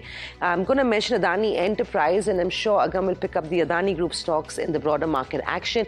1% higher on Moody's upgrade and Jefferies initiating a buy call on the counter. Hindalco, after a 12% cut, is seeing a little bit of settling out or consolidation. We will be taking you through what the management says in just a few minutes as they outline and reiterate the positive outlook for the company. BPCL is seeing some gains, largely on back of crude play this morning. But all in all, Agam, it's a pretty ugly picture this morning. I don't know whether this is how it's going to look for most part of the day, but maybe we will find a feed around 21,600. Barring Adani, IT exporters largely under pressure on back of no rate cuts anytime soon. Sure, absolutely. And, based on that, let's also take a look at how things are panning out as far as some of your broader market earnings go, because that's where we will have a lot more in focus. Of course, we've had some good earnings coming through as well. And because of that, there could, in fact, be some positivity coming through. Let's talk about a whole list of them. So RCTC, of course, is currently trending in the red, even though it's come up with the strong earnings coming in. Nalco, of course, profits moving up well over 80% on a year-on-year basis, and that's also the reason why we're looking at a 3% increase as far as your stock price is concerned. In terms of other earnings, where we've also posted strong strength coming through, NBCC, of course, is something that we were expecting that you have about a 5% up move there. Zee Entertainment, it's considered to be a reasonably steadier quarter, slightly better than expected, but it is, of course, under pressure at the moment, down around 2.5%. Let's move on and talk about the Adani Group companies, where we have an upgrade, coming down to stable as far as Moody's is concerned. So Adani Enterprises, of course, is now at a day's high, 1.5% higher. Adani Green up 2%, and Adani Energy also up around 1%. Besides that, a handful of counters that we have in focus on account of news. Well, Wipro, it's down around 1.92% at the moment, but it has signed a large deal. Bharat Electronics is up around 1%, but that's also on another very large order flow coming through. And Eicher Motors, of course, brokerages largely mixed. but more positives than negatives. But we are looking at that decline of around 2.3% as far as your broader market is concerned.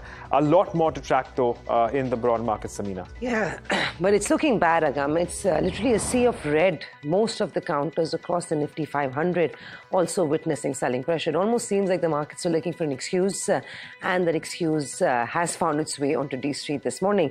In terms of a few other losers, MTAR Technologies, 11% cut. They reported earnings. They're a tech play, and those are two reasons why the stock is seeing pressure. Numbers were not very impressive. On back of that, you're seeing pressure. Upala Glass, 5.5% cut. Irida is seeing a 5% cut. So these are just stocks that are getting wiped out.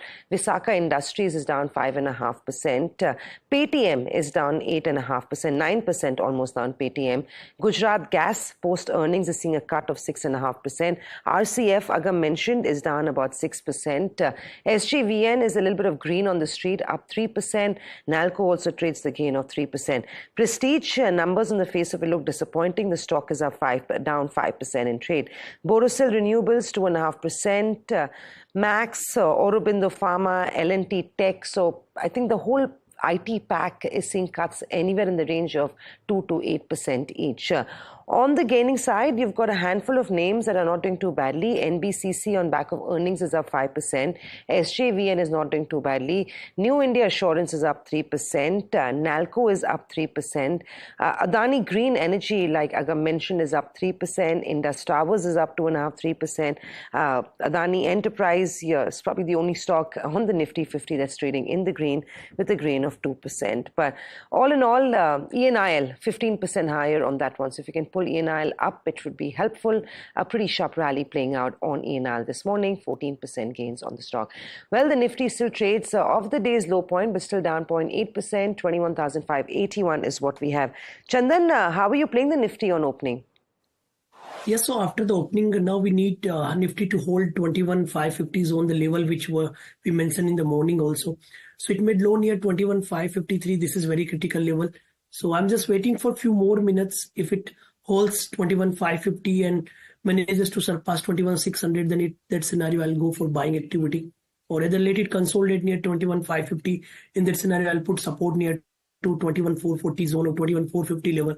So I'm just had to wait and watch mode. A small follow could provide the fresh leg of rally. So I think we are just waiting for the key level, key setup to focus to take the trade in the market. Chandan, because it's the Bank Nifty options expiry, we haven't really seen the Bank Nifty take away the low of 45,000 yet. It's been consolidating over the past 4-5 sessions. But what's the way forward? And can that be a sort of a support in today's day of trade? Yeah, so 44,800 could act as a major support, because yesterday also it made low near 44,800 and then recovered by 800, 900 points all the way to 45,750. So I believe same support could act as a key level. So I'm just closely looking at 44,800 to provide as a support. With the support, I can even play for some bull call spread or buying of 45,000 call to play some swing in the Bank Nifty index. Mayuresh, IT is getting thrashed in trade this morning. After 8 straight days of gains, there's quite a bit of weakness there. Now, the clear reason for this is that the rate cuts have been delayed from the US with the inflation reading. Now, do you think this is just a knee-jerk reaction and maybe today becomes a good opportunity to add positions to the IT pack? And if yes, which are those IT stocks you would add?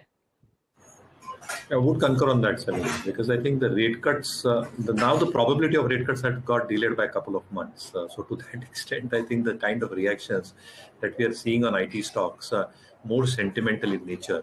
But a large part of management commentaries, specifically mid-cap IT companies, have been very, very strong and robust. Order wins expected to continue, no inherent pressures on margin being seen. And therefore, the expectations in terms of constant currency growth, along with stability in margins, means earnings should remain largely stable. Large cap companies reported better numbers than what was expected out of them. And to that extent, a kind of earnings recovery in the first half of the next financial year is something that the street is probably looking at. So to that extent, yes, within the large cap, stocks like TCS trade close to pivot levels within the large cap universe as we see it at Marketsmith India. But mid caps is where I think the outperformance still continues. We do continue holding stocks like Ascent and LTI Mindtree, Persistent Systems into our global portfolios.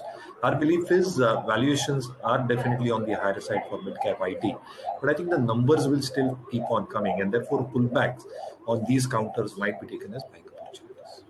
Mayuresh, Chandan, we'd love to talk to you longer, but unfortunately, it's a very heavy earnings day for some reason. So we will connect back in a few days with you. But for now, it's a down day on the street.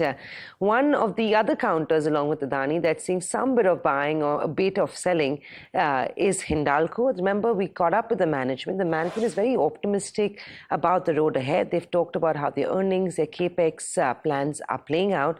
Let's go back and listen to the management as they break that down for us. The stock trades flat as we see it. If you take the overall project, which is a greenfield project, 65% is civil and 35% is equipment and all the rest. So we have already contracted all the equipment. It's on the way to be delivered. So there's no cost escalation on the equipment side. Where the escalation happened is on the civil side, because we had to change the site for some environmental reasons.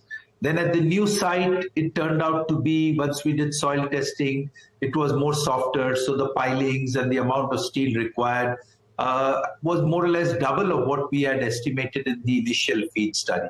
So we have now spent the last 6 months going through the details. We have had third-party firms recheck those numbers. So we are quite confident with the 4.1 billion number, and we don't think that there is going to be escalation from this number. And not even on the timelines, because it's a significant pushback.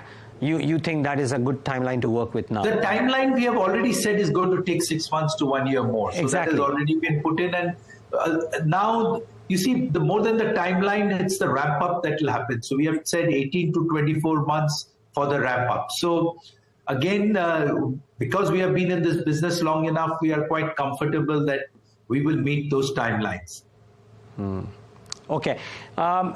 As you look forth, I have a two-part question and then a final question. The two-part question is, how do you reckon Q4 turns out in light of what you've done in Q3 to costs, etc.? You've given me some inklings about margins, but overall, the kind of revenue profile, etc., that you would do in Q4 relative to what you've done right now, both India business main and split into aluminum and copper. And part two, what are the challenges, Mr. Pai, that you're seeing? Because I think on the call you said that one of the big challenges is to increase green aluminum going forward.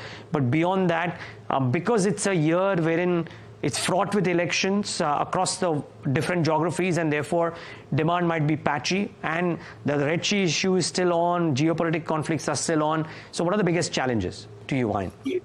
Okay, so let's first deal with Q4. I think for Novelis, Q3 is seasonally a low quarter, but they had a pretty good Q3. I think their Q4 will be very strong. We are guiding that the EBITDA per ton will be 525 and north of it. We are saying that the EBITDA levels will reach 500 million. So just in reference, Q3 was 434 million EBITDA with $499 per ton. So Q4 for Novelis will be quite a good progression onward from Q3. If you come to the India business, copper should do better, because Q3 they did have productions were a little bit lower because of some plant shutdowns. So their production will be better. So I am expecting copper to do better in Q4 compared to Q3. The aluminium business upstream will be flattish, because as I said, LME seems to be flattish, costs seem to be flattish. So upstream business will be flat, but downstream aluminium should do much better. Downstream had a pretty rough Q3 because of the holiday season, bad product mix, but they should bounce back. And we are already seeing in the month of January and half of Feb that the downstream aluminium business will pick up. So by and large, to put it that way, consolidated Q4 normally is our strongest quarter. And we think that, Q4 will be very strong this year. Okay. And the business outlook, and again, I'll just maybe increase my, maybe you just give me a take there firstly. How do you see business outlook? Yeah, the business outlook, as you said, see, on one side, the supply and demand for aluminium, copper is very tight. It's not that there is too much supply going around. So what drives the prices of the commodity then more now is the geopolitical and the macro environmental issues. So as you said, we have two wars going on. There is the European economy is sort of weak, demand is weak. The Chinese economy is also not doing that great. The US is doing much better than anyone expected. So if you take this geopolitical environment, the upside is that Europe economy comes back, Chinese economy shows some strength, and the wars and all don't escalate. If that happens, you're going to see commodity prices going up because supply demand is quite tight. If any of these go the other way, if escalation happens in the Middle East, or European economies go further down, China does not come back, then the commodity prices will remain soft. So today we are at a place where commodity prices, whether it's oil, whether it's copper, whether it's aluminium, whether it's zinc, all I think are on the lower end of what they should be trading at because of this macroeconomic overhang, not because of supply and demand. That's the management of Hindalco telling us about all the challenges that they hold in store. But on that note, it's time to slip into a short break. But on the other side, we get you managements of companies from Borosil as well as Prestige Estate. So lots more lined up. Stay tuned to NDTV Profit.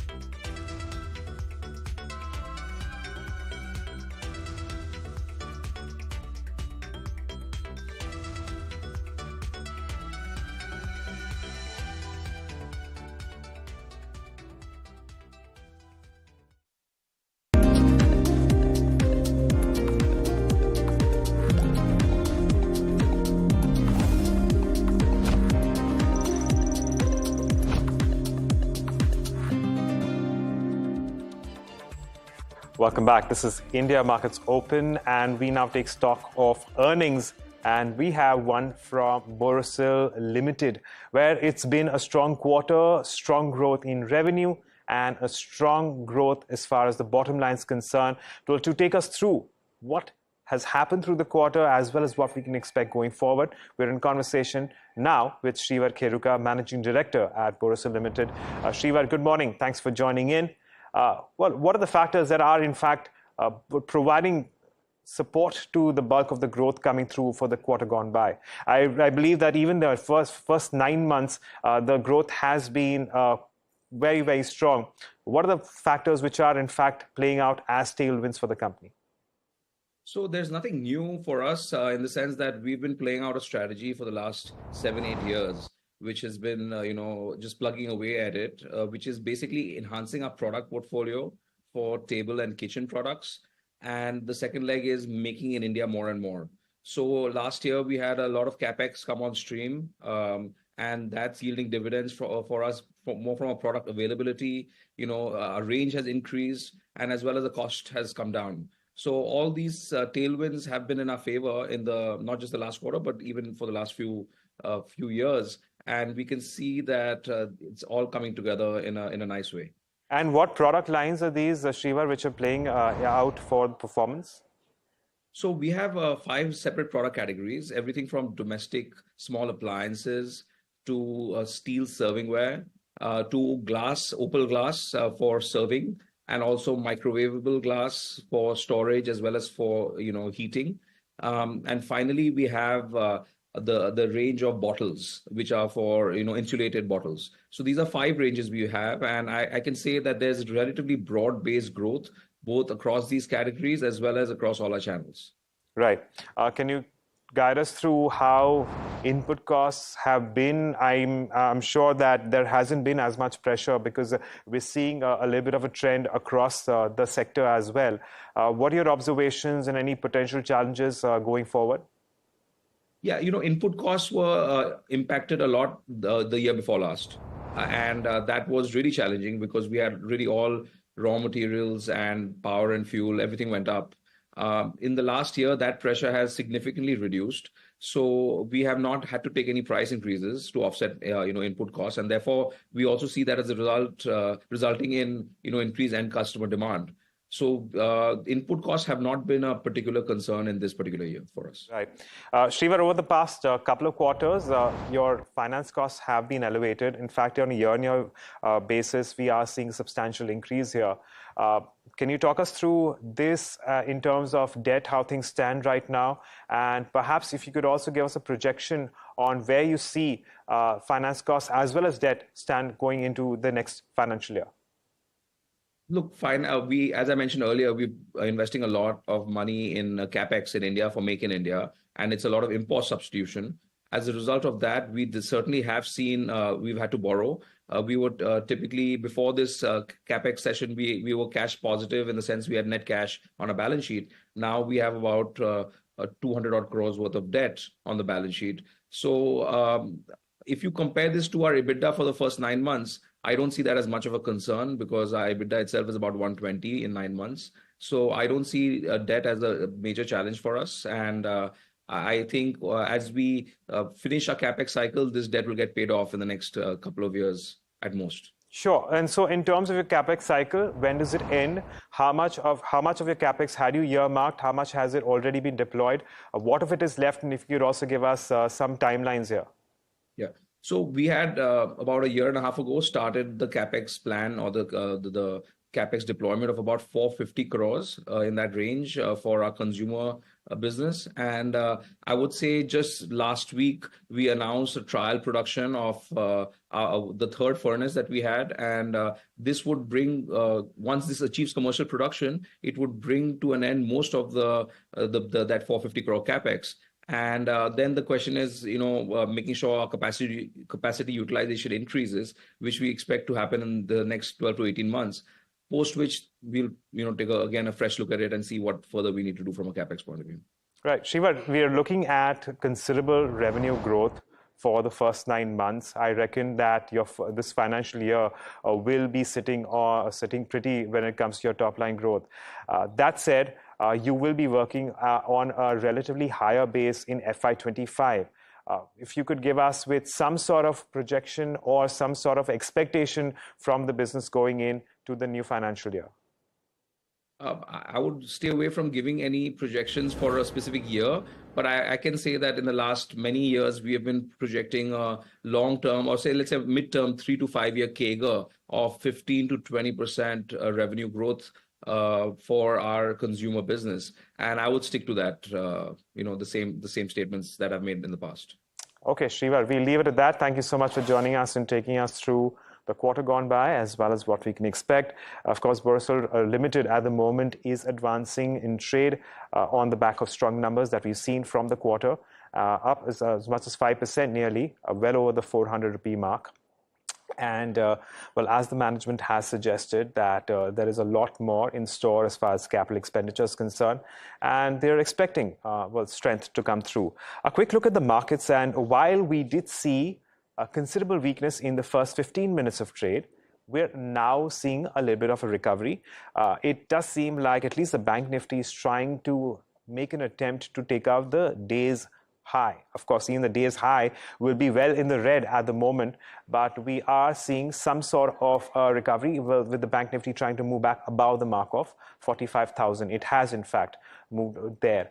In terms of advances too, we don't have too much in there, but we do have some, a lot of weakness in HDFC Bank.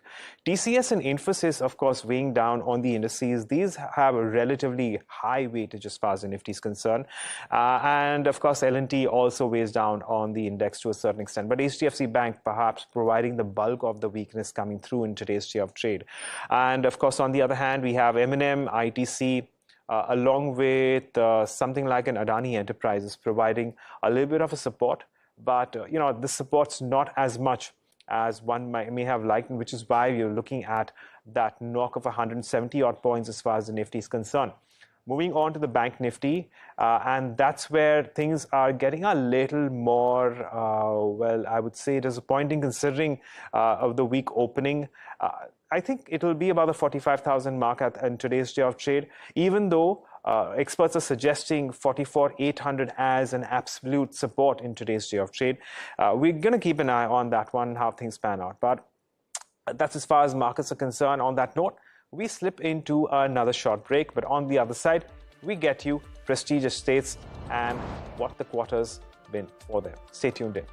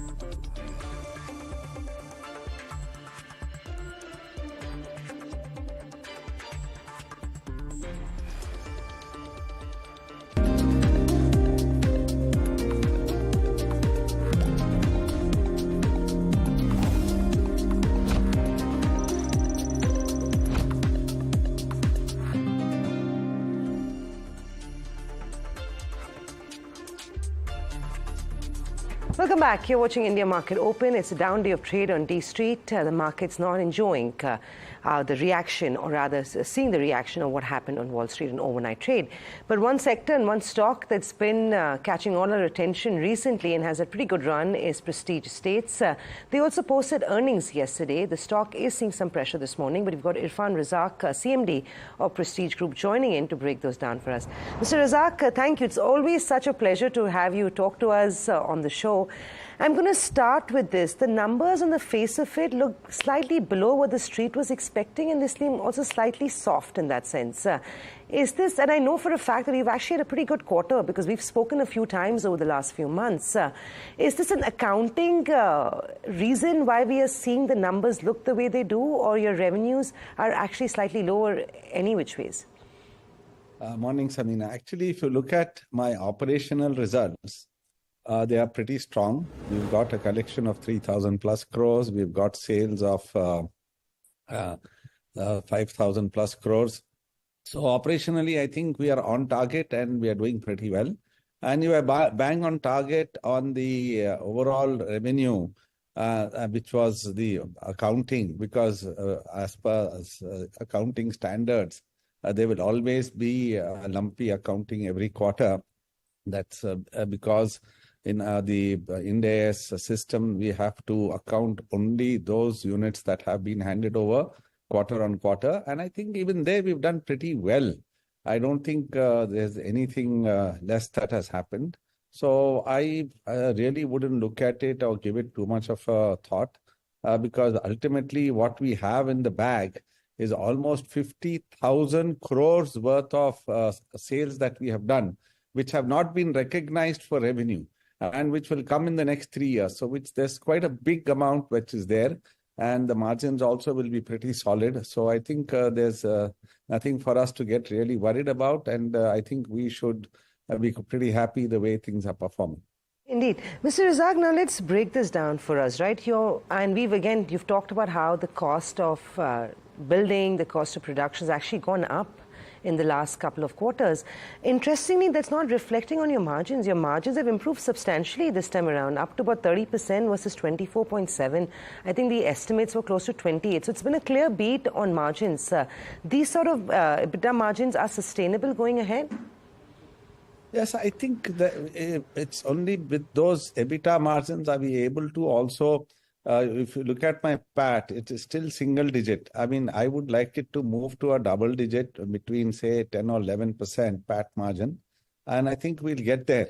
Of course, now again, we must look at it because this is a consolidation. Consolidated margin with retail, with hospitality, with office. So there's a lot of depreciation also that goes into it. And of course, interest. So I think if you take the overall bag, I believe that PAT margins also can improve. EBITDA has to remain there or maybe improve a bit more because at the end of it, net, we have a duty to our stakeholders and shareholders, and we must see that the company keeps performing properly. Indeed. Mr. Razak, just 2 quarters out, you indicated that 50,000 crores is the sales you've done over the next, and that will reflect in the revenues over the next 3 years. Now, if I have to, sort of reduce that timeline and ask you how much of that can be converted, or can we see revenue conversion over the next couple of quarters? And also in that same breath, where did you see maximum traction? Was it commercial, residential? And I think I know the answer to that, but I'm still going to ask you. Yeah, I mean, now the thing is, the sales are mostly on the residential side. On the commercial, we are going very, very slow on starter sales. We are trying to, again, build a big portfolio of office assets as well as retail assets, which ultimately there will be some strategy to see how we can exit those at some point of time once they are ready and leased out. So at the moment, all the revenue comes, I would say, 90+% from residential. And like you rightly said, now you asked me, when will this revenue get recognized? It's too short to say quarter on quarter, but every quarter, whatever completion happens and in terms of whatever handovers happen, that revenue keeps getting recognized. But then there will be some big completion that happens, say, in the year 25, 26. That's where you'll have a larger recognitions. But I think it's a steady run rate. and we've got the thing right. And I think there will be some recognition happening over a period of different quarters. And some quarters may be very high, some quarters may be a little low, but that's the way the accounting system is. Right. The last time we spoke, we talked about monetization of some of your assets. Any update on that? Is that still on the cards? Is that still what you're thinking about? Because the market has improved substantially in terms of demand. No. Whatever monetization we had to do, we have done. Now we are in the process of, again, rebuilding all new assets, like for our shopping malls. We are apart from what is ready just now, that is the South Anglo Mall and the Kochi Mall and the Forum Rex Walk. We are putting in 6 more malls which are under construction or under planning, 6 million square feet, which should see the light of day by at least latest by the next 2 to 3 years. So that will start trading. And of course, hospitality, there's another 1,000 keys that are under production and another 500-600 keys which are under planning. So it's a process, and I believe these assets need to get created. And office, yes, office is quite pretty bullish. Actually, whatever we have built, we are almost leasing out all of it. And so there is scope in every city that we are working in. The biggest stock that will come is in Bangalore as well as in Mumbai, 2 very premium developments. So I believe once these gets done, then there is a chance of looking we can monetize it at some point of time or the other. Also, these plans that you've listed out for us, is this going to be single-handedly done by Prestige, or would you be seeking partners? It's a work in progress. It's always, it's when you have an opportunity to partner with someone, get in some fresh equity or fresh money, it is always a good thing instead of reliance on debt. So it's a continuous work in progress. Whenever there's an opportunity, we have an open mind. We don't look at it as though that we can do everything ourselves alone. We always believe that if you have a good, strong partner, it will just add to our value, and it will give us that much more bandwidth to do more work. Mr. Razak, as it stands, you've got a very ambitious portfolio expansion. I believe over 43 projects encompassing 85 million square feet in the pipeline. Bring us up to speed with that, and also a quick update on what's happening with the massive land that you have in Hyderabad of 24, 25 acres? Yeah, I mean, let me start with Hyderabad. Hyderabad, we've just launched the Prestige City Hyderabad. That's done extremely well. We've sold 2,000 plus apartments there in a project size of about 5,000 or 4,700 to be precise. And that will be enough inventory that will take us through. We did buy a piece of land in Budwell recently, 25 acres, a 10 acre and a 15 acre piece. The planning process is on. Once the plans are done, we'll get in for approval. So even that will come into the market pretty soon. But apart from that, yes, there is a lot of work that is there in every asset class that we are working on. And the good news is whatever we are producing, whatever we are launching, there is demand. That's because that's the most important. I mean, if I don't have demand, there's no sense in my committing myself on more and more land and, investing more money and getting the money blocked. So as far as the demand keeps coming, as far as the trading keeps happening, I think we will keep producing and we will keep launching, and that becomes we've more or less becomes like a manufacturing unit. And I think currently we sell around 31 units per day. So that's pretty large, and we would like to at some point of time take it to from 31 to much, much more. But that's all work in progress.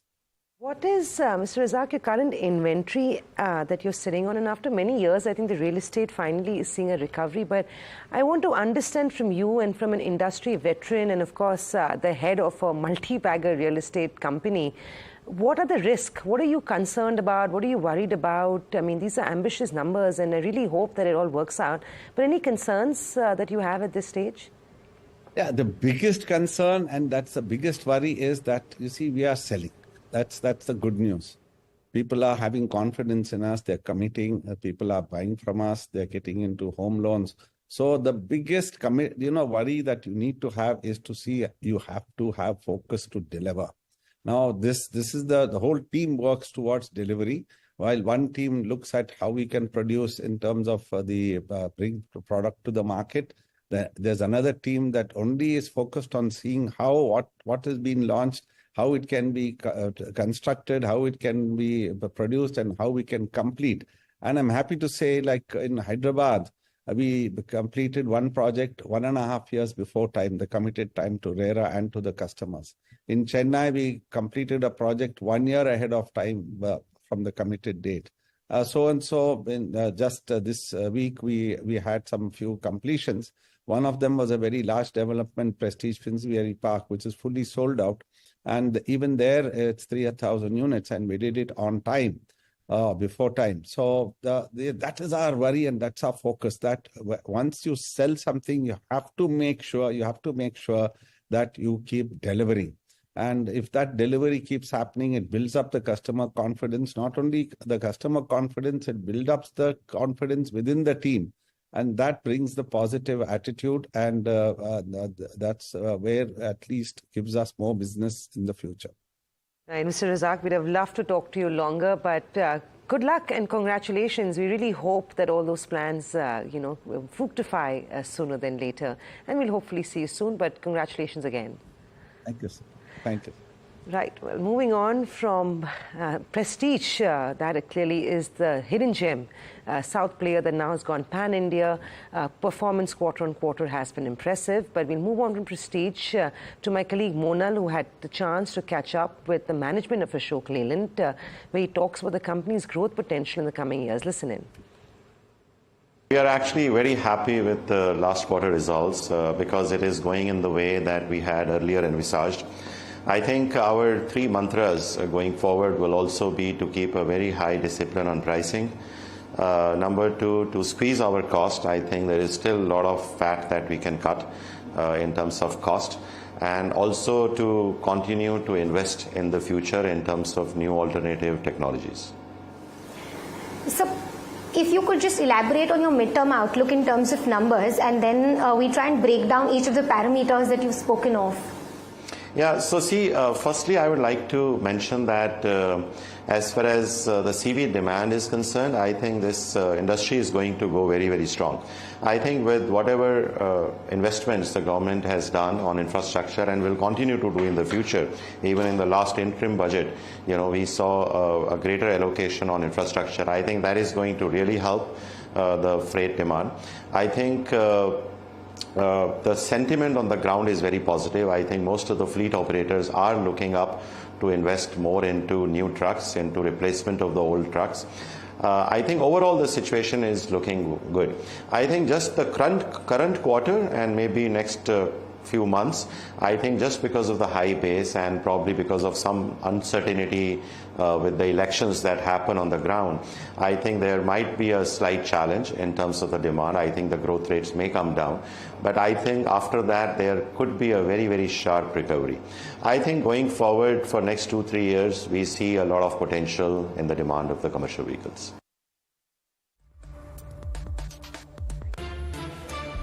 Right, catch the full conversation on that at 12:15 p.m. on Hot Money. Stay tuned.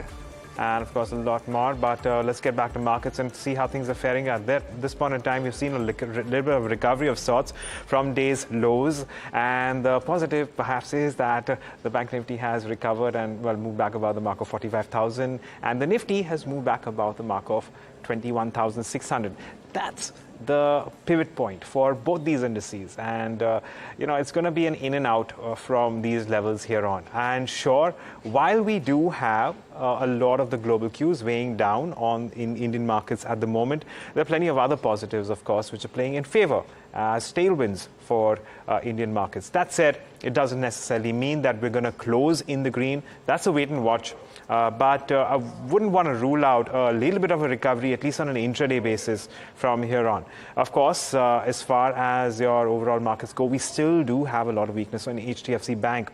And that divergence between HDFC Bank and SBI has been quite a bit of late.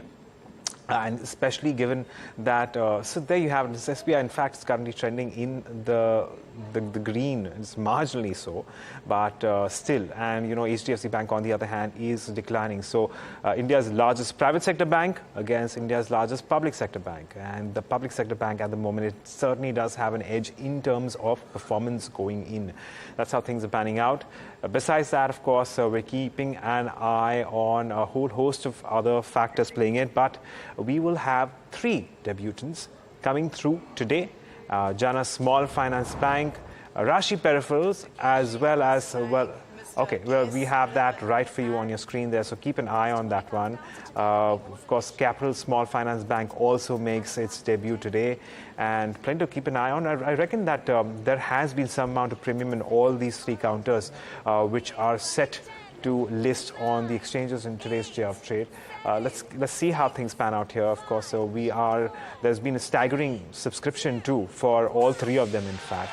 Specifically something like a Rashi Peripheral, or for that matter, a Jana Small Finance Bank. And we will have the rates for you on your screen in just a few moments. There you have it. Well, okay, not as much as what we were expecting. So considering there were over 60 times subscription for something like a Rashi Peripheral or Jana Small Finance Bank, we're not looking at staggering up, are we? Rashi Peripherals, sure, listing at a premium, but this is nowhere close to what we have been used to, premiums of well over 10, 20, 30%. And in fact, as far as Capital Small Finance Bank is concerned, we're looking at, a decline of as much as 7.5% as we speak from its issue price. But it does look like Rashi Peripherals has begun moving up. Again, it's a long trading day, and it's a long debut for a whole host of these 3 listings coming through. So a disappointing listing for both the small finance banks, but Rashi Peripheral perhaps is picking up at the moment. So we'll keep an eye on that one. Of course, continue to give you updates. Don't forget that we're also getting you the managements of these companies later on in the day. So we will be getting an update on the kind of expectations from these companies going forward, and we'll have a little bit of a color as well as far as growth goes. And with that, it's a wrap on India Markets Open. But up next, we have Talking Point. Stay tuned to NDTV Profit, and we'll keep bringing you more.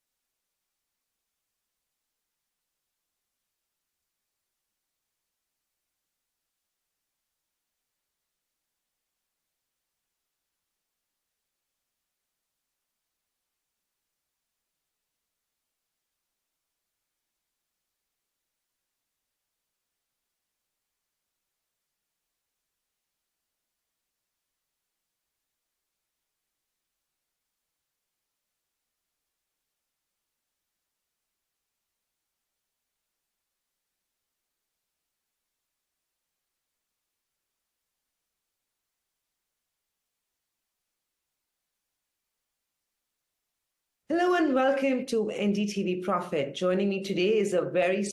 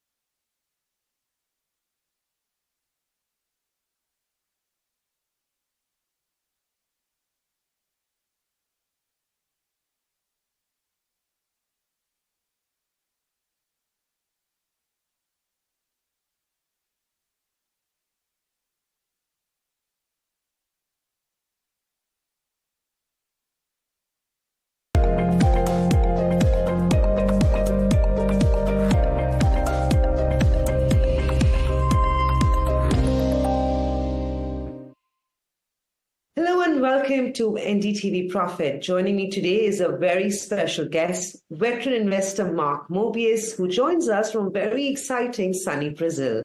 Thank you, Mark. It's always such a pleasure to have you on the show. Thank you. To start with, Mark, like you said, you traveled extensively in India a few months ago, visiting 6 cities across various states. Tell me, how do you feel? Do you feel the real economy on ground is as exciting as the equity markets seem to show it to be? There's no question there's an incredible amount of growth and dynamism in India. In all the places we visited, I felt this incredible energy. And what's so important in India, in my mind, is the different cultures.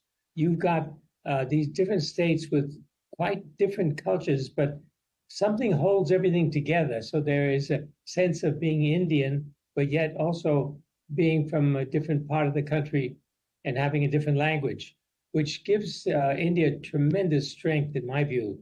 So I was very excited and very pleased by what we found in India. Mark, you've tracked India for decades, and you've always been a fan of India in some sense. Do you feel like the tide is finally turning in our favor? Do you feel like on ground, the real economy is truly changing? Oh, there's no question about that. It's very, very clear that things are changing dramatically and very fast. And I think there are 2 reasons for this. One is technology. Thanks to the government, they are pushing technology and digitization. And I think that is very, very critical to the growth of not only India, but other countries around the world. But India is grasping that very forcefully. That's number one. Number 2, you've got a young population. And these youngsters can adopt and adjust to this new technology more quickly than the older people like me. So I'm learning from my young staff now about technology. And it's a wonderful thing to see. So India's got those 2 very dynamic things happening. And of course, added to that is the incredible cultural background that you have in India, the tremendous creativity. Just like we were mentioning, the beautiful picture behind you illustrates how young people can create something so great, so colorful, and so creative. Wow, you've really put that well. Let's talk about it in a little more detail, right? And I know this because we've seen this in the last decade. India's always been an exotic location of sorts for a lot of foreign investors, right? It was all about a little bit of exposure to India just because it's a large country, and that was the story. Now, of course, we've become rather significant for the world. India's inclusion in the JP Morgan Bond Index was a step in the right direction. A Bloomberg inclusion could be on the charts as well. Do you feel like when you're tracking emerging markets, you will continue to see the euphoria around India now, and going ahead, that's only going to, get larger and bigger? Yes, I think so. You're going to see the euphoria continuing, but you must remember that when we look at stock markets around the world, whether it be India, US, China, wherever, there'll be ups and downs. So you've got to remember that there will be times when the Indian market comes down by 10, 15%, but that won't be significant. The significant thing is that the long-term growth trend is in place. And what I think has really changed is not only the fact that India is growing at 7%, but the fact that China now has become a place where many, particularly US investors, but global investors generally, have burnt their fingers and are very careful about putting more money into China. And of course, where do they look? What's the next place? It's got to be India, because it's the only other country in the world with over 1 billion people, and the young people at that. So I think India has benefited from that situation in China. Now, it doesn't mean that China is going to be down forever. There will be some recovery. It will take time. In the meantime, India will benefit from the shift of investment money from China to India. Mark, you're an ace investor, and you've invested in emerging markets for a very significant period of time. In your emerging market portfolio, how much percentage of exposure do you hold in India? Right now, we have 25% in India, and that'll probably be growing. And of course, my new fund will look very carefully at India and probably have more than that. So what happens to incremental funds in that sense? Will you continue to still add to India? Or would you then balance it out and add to other countries across the emerging market pack? Well, of course, we've got to be diversified. There's no question about that. We can't put everything in one country. But India will probably be the largest single country allocation for a number of reasons. One, of course, the values are there. The growth is there. But also the size is there. The Indian market is big and is growing. So, Mark, and this brings me to my next question, and you alluded to that. India has historically been touted as an expensive market. It still is expensive, not very much has changed. The only thing that's working against us maybe is that China has become really cheap now. Do you still feel like the risk-reward and the growth prospects are in favor of India even at this stage? So while the structural story is intact and it still remains a buy on dips market, at these current valuations, at these current prices, India is still as lucrative and attractive, you'd imagine? When people look at valuations, more often they will look at price-earnings ratios. The problem with that metric is that you're in a situation in China where the earnings growth is not as great as what you see in India.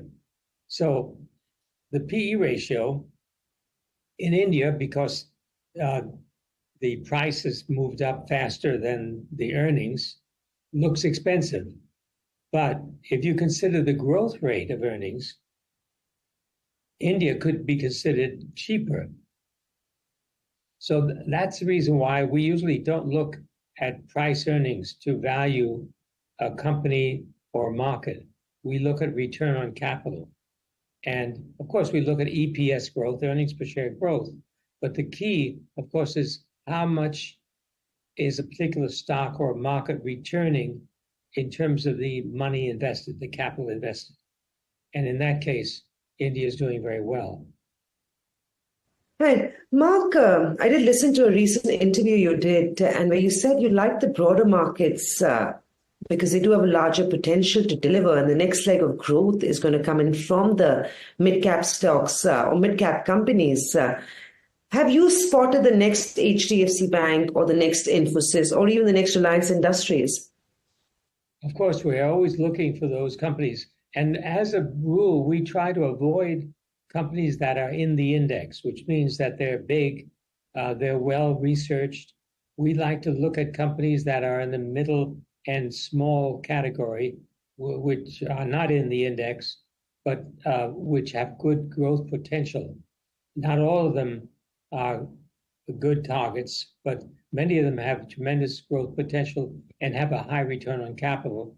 So what we do is we look at those companies and see which ones are going to be the next companies in the index, because eventually they will graduate to be part of the index and then be heavily researched.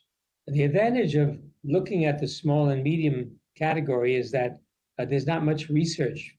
And so we can do our own research, and we know that we're learning something that perhaps other people don't have. Right, and I'm going to try and pick your brains to understand what those stocks are and what sectors they are in. Government-facing sectors such as railways, defense, infrastructure has been the big theme all through 2023. Some of them have done, upward of 200 to 300% returns. With a continuity of policy expected, I know we have elections around the corner, but a lot of that is already discounted and given in that sense, with the ruling government staying on. Do you feel like this is a good space or a good proxy to play India? And if yes, do you own anything in the railway or defense space or infrastructure? Yeah, some of these infrastructure stocks, like the railways, airlines, roads, toll roads, that sort of thing, are quite interesting. But many of them have a relatively low return on capital. So you have to be careful. And then also you have a problem with government regulations, which could limit the profitability of some of these enterprises. So, and of course, most of those companies are large. They're not in the middle income or the middle profit sector, but in a large size. So we try to not look at such companies. But certainly it's not beyond the realm of possibility that we will look at some of these companies. I think the key, whether it be in transportation, whether it be in infrastructure, whether it be in banking, the key, of course, is technology. To what degree are these companies utilizing technology to improve their profitability and improve their growth prospects? So that's what we look at. And there's some of them that are doing very well and that are doing some very interesting things. So we're not, we love technology, but it doesn't mean we're going to buy only software companies or hardware companies in the tech sector, but we will buy companies that use this technology to improve growth prospects and profitability. Mark, would it be possible to give me examples of those companies? I can't give you any examples now because we're in the process of buying. Anything that's already been bought. So I prefer not to name specific names. Okay, talking about technology, AI, and I know that's a theme you're enjoying learning about. The big conversation these days is about EV, right? Uncharted territories. We're only scratching the surface in India. Is this a theme you like? And if you do like it, how would you play EV in India? Would you buy OEMs? Would you buy auto ancillary? I mean, is this even a space you're attracted to in that sense? Right now, we're not too excited about EV for the simple reason that it is a very crowded market. Recently, I was in China, and we were driving from one city to another, and we were using different electric vehicles, and they were all very, very good. They were excellent, and the costs were low. So, and I think the same thing is going to happen in India, where the competition will be very keen and prices will be competitive. Profitability will not be that good. Of course, you could have a Tesla in the horizon, but I think that is pretty much over. The opportunities are over. And now, the other side of EV would be the suppliers to EV companies, whether it be the batteries, the battery components, or other aspects of the electric vehicle. The electronics in electric vehicles would be an interesting area. So that's what we would look at. We would look at the suppliers to electric vehicle makers. So batteries, tires, anything to do with going into the manufacturing of the EV car? No, just the suppliers. For example, software. Self-driving would be kind of. I'm already thinking of a company in my head. Tata Tech does some of that work for EV space, but sure. Yeah, there's also, keeping the focus with tech, do you like fintech in India?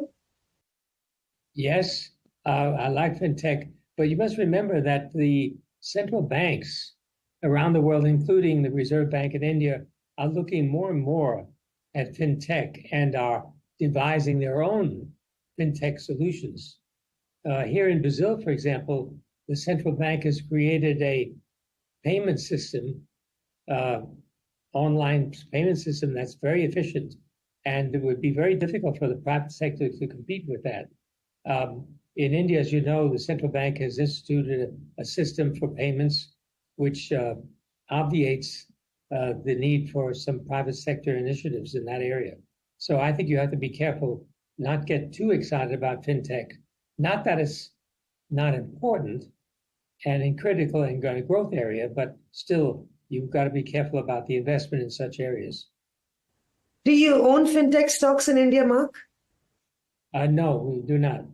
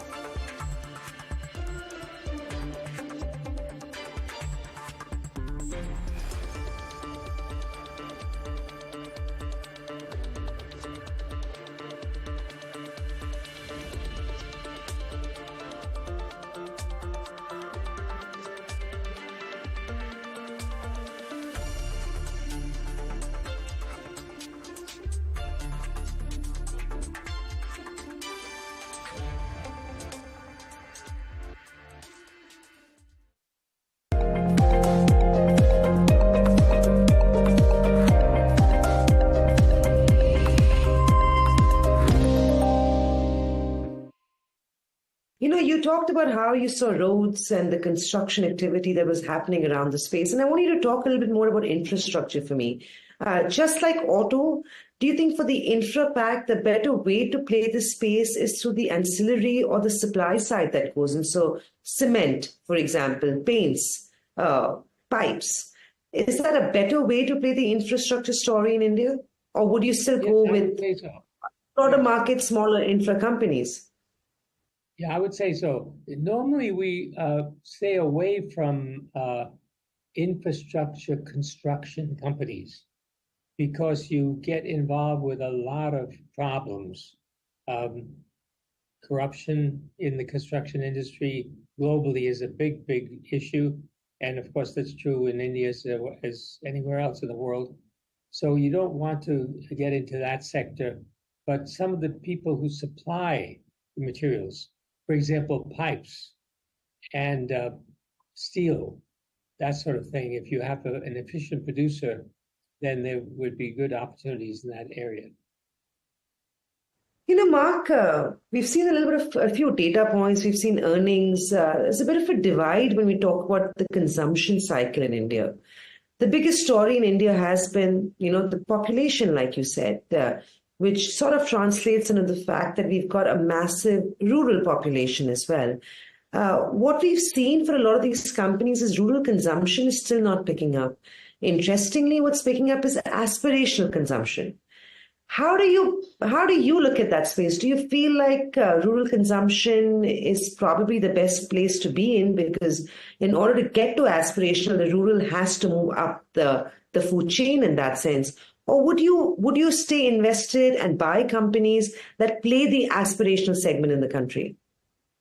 Well, I would say that rural consumption actually is going up, but it's not being consumed in the rural areas. It's being consumed in the cities, because you're having a massive move away from the rural areas into the cities. So it may seem that the rural areas are not consuming, but in fact, those rural area inhabitants are moving into the cities and consuming. And of course, a lot of this consumption is aspirational. If you go to any part of India, you'll see people not only buying the essentials, but buying all kinds of other things that are not essential, but are aspirational. Okay, so if you had to bet on the space, would you pick staples, or would you pick urban consumption focused names? I would look at the urban branded area. At the end of the day, it's a very interesting phenomenon. People in rural areas, when they consume, they want to buy a brand, because even though the price point is very low and the unit volume is low, for example, if you buy soap powder, it'll be in a little packet rather than a big container. they will want to buy a brand because they don't want to waste their money on something that doesn't work. So I would look at branded products. And if you look at India, the most successful companies are those with very credible brands. Mark, also with the amount of money that's been flowing into this country, and you mentioned that as well, do you feel like private investments are still attractive in India, or do you think secondary markets are so compelling at this stage in India that it'd rather go into a space through the secondary market as opposed to go into private investments? Where do you feel like all this money is flowing in? Well, private sector investment is going to be growing at a very rapid pace in India. It's already big, but it's going to be growing faster. And the reason for that is there are so many family-owned companies that don't want to go public, at least at this stage. But they need capital, they want capital, and that's where the private sector will come in. Private equity will come in and invest in these companies and help them grow. Then, at the next stage, they will go listed. And of course, you can see it's already happening in India. The number of IPOs in India now, this last year, has more than, I think, 5 times more than the previous year. So 22 versus 23 has been quite a dramatic increase in IPOs. And I think you're going to see that continuing going forward. Nevertheless, there are lots of family companies that have not gone public and don't want to go public at this stage. Have you subscribed to any of those IPOs in India? No, we normally don't like IPOs because usually they're priced to perfection. So we prefer to see a track record first. Right. Mark, we've talked about all the good things in this country. Are there any risks? Are there any obvious risks that you're concerned about at this stage? Of course, there are always possible risks. One is the overheating of the market. I mean, there's been so much optimism about the market, and there's a possibility there'll be a correction along the way. So that's a possible risk.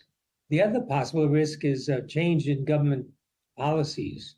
Now, the current government is doing a terrific job, and I know Modi has recently announced a big infrastructure program, which is terrific and badly needed. So far things are going very well, but if there's any pullback from that, it would not be good news. Right. Also with your portfolio, Mark, your India portfolio, I mean, what is the period of holding that you have in some of these stocks? How do you call for exits? Is it when there's a requirement of cash from a client? Is it when you see a specific company topping out, or when there's a trend reversal? Help me understand that. I want to know, when you buy a stock, what is the time horizon and what are the triggers that you watch out for before you, of course, take profits off the table? What we do is we look at a stock and we make the plan to hold it forever. In other words, there's no reason to sell a stock if they continue to do good, have good profitability, have good growth. So we normally say, well, about 5 years would be the time frame. But in fact, we don't plan on 5 years. We plan on forever if the company continues to do well. Nevertheless, as you mentioned, if you're running an open-ended fund, some clients want their money back, and you got to give it to them, and that means you got to sell some stocks. So we're forced sometimes to sell.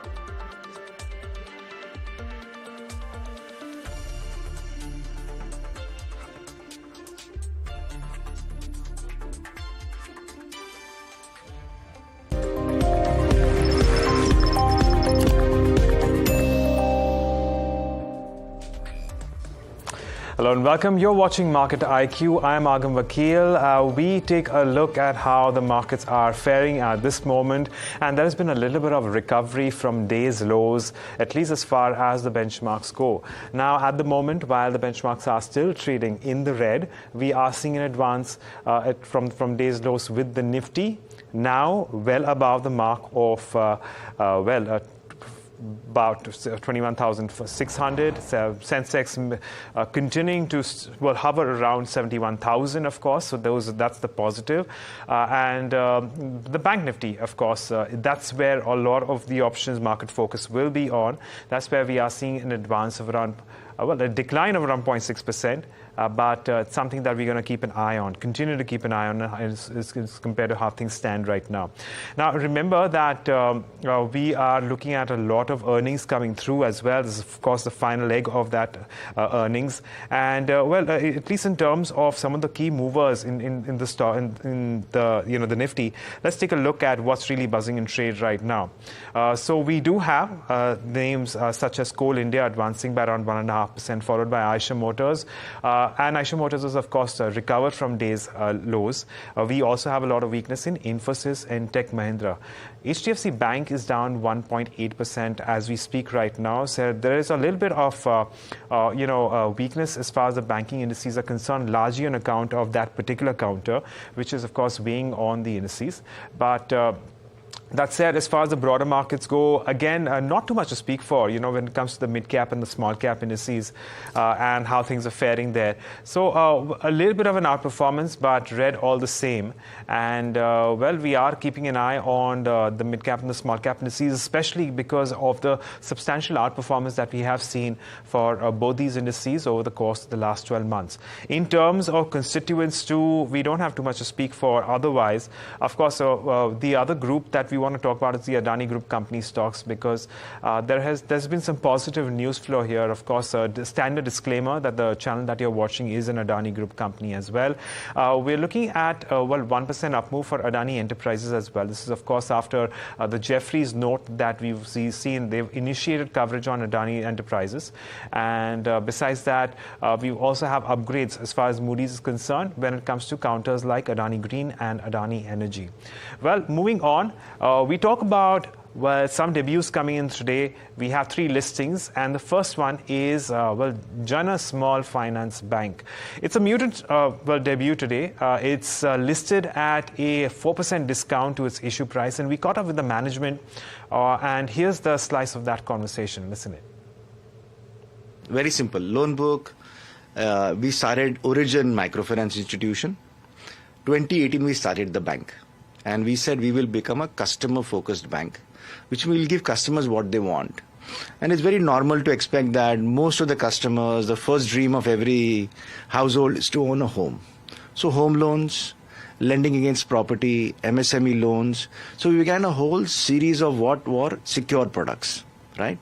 Now, if you look fast forward from 2018 to 5.5 years later, September 23, 58% of our loan book is secured, which also tells you where the maximum demand from customer is. So it is less from unsecured for us. It's clearly the big secured growth. So that's where we are growing. Second, we made sure that we'll only do business which is most important to our customers. Because, in banks, you can have various range of products. So we made sure that we are just focused on the customer. So, for example, two-wheeler was more important to us before four-wheelers. Right, as an example. For us, next, getting used cars is also important to us because that is what our customers want. So we have chosen that we will serve the middle end of India. That's where the real gap in credit delivery is. That's where we think we have a competitive edge. And that's where we will see more and more from us. Any geographical, strong presence that you have, and if you could help us understand that, or is it pan-India? And if that's the case, any other markets that you're planning to venture into?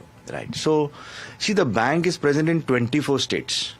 We have 771 branches. And by design, it's a risk management measure that we should not be concentrated. So, our top states are Tamil Nadu, Maharashtra, Karnataka. But if you total up the 3, it is just 38%. Our maximum state concentration is 12 to 13%. But that's a design because you just want to make sure for a bank that the more you spread out your risk, it's much better. We've got a very strong middle batting order, so MP, UP, Rajasthan, Gujarat, Odisha. So a very nice 7-8%, many states. What it also tells you is if we want to grow, it's easier for us to grow because we already are in 24 states. It's just expanding to the next city, which is about 60 to 90 minutes away. So from that extent, we are a national franchise, and that's a design that we would like to sustain. Even if your 56% is of secured portfolio, if you could help us understand from unsecured exactly where are the categories and also the percentage to break it down for us. Sure. So, like I said, originally a microfinance. For 16 years now we have been doing microfinance. So that one business we understand very well. And the balance 42% is entirely microfinance. Only two parts there. One is graduates of group loans, which means under the group guarantee model, the groups of women come together, they borrow. When they want to take a bigger loan or they don't want to be part of a group, they get individual loans.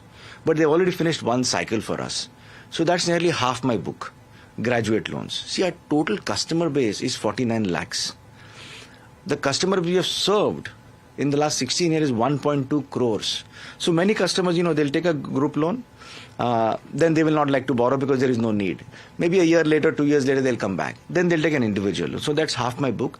The other half is rural microfinance, because rural microfinance is through our unbanked rural branches, the URCs, unbanked rural centers, and that's where we really do our rural microfinance. So really two parts, rural group model of microfinance and graduates of microfinance in individual loans. All right. When we talk about how do you stand out in terms of, many of these larger players are obviously going with the hike in deposit rates. So how do SFBs like yours also try to compete with that? And is there any room for you also to kind of raise the deposit rates and compete with them? So listen, September 23 year-on-year growth rate on deposit is 37.7%. So we are able to grow deposits very well. See, the reality is, now good service, good branches, call centers, video KYC, digital onboarding have all become hygiene, right?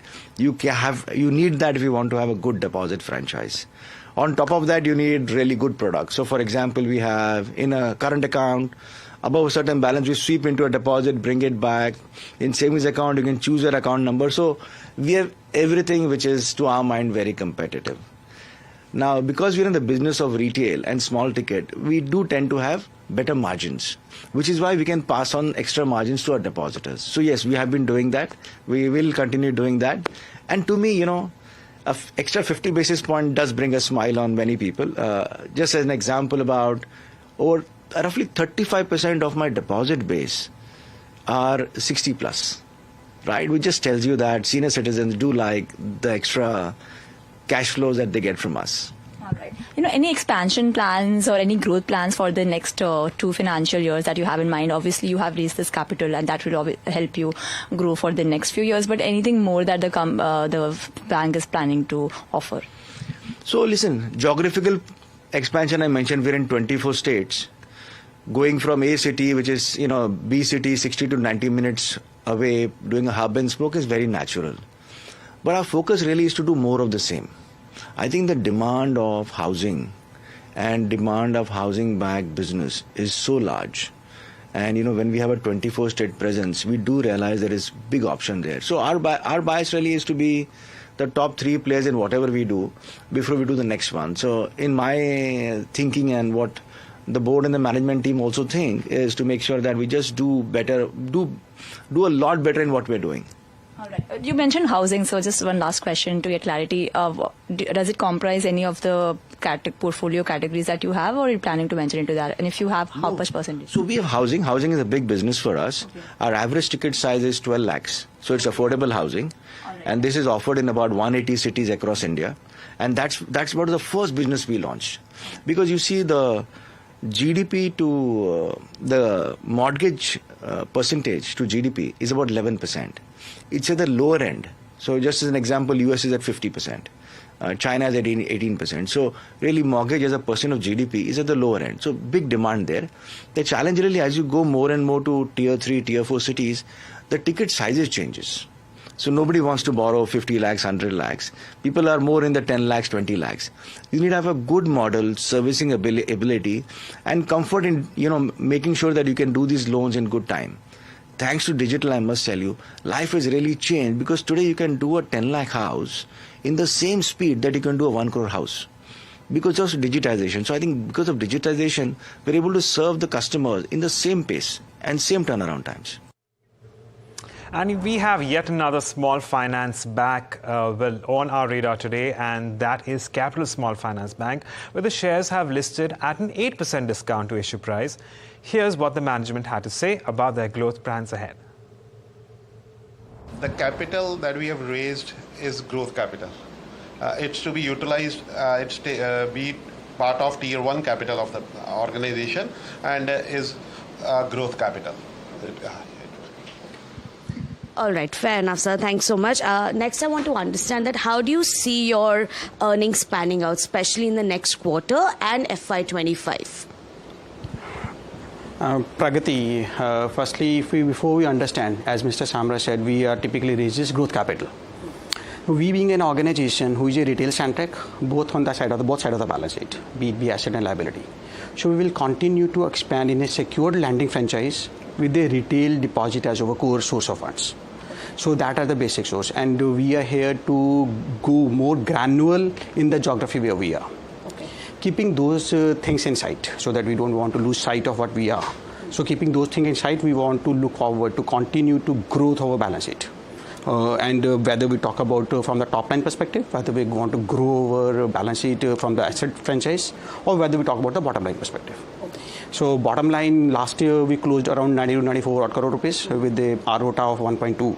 So that was the last, if I'm talking about FY23 number. Right. Yes, FY24, we want to expand it further. So yes, we got the growth capital now at the fag end of the year. So the majority of the growth will be start pouring in FY25.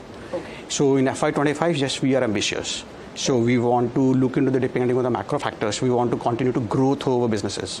Just from the bottom line perspective, just from the, I'm talking about the medium term perspective, we want to grow with the CAGR of above 30 to 35%.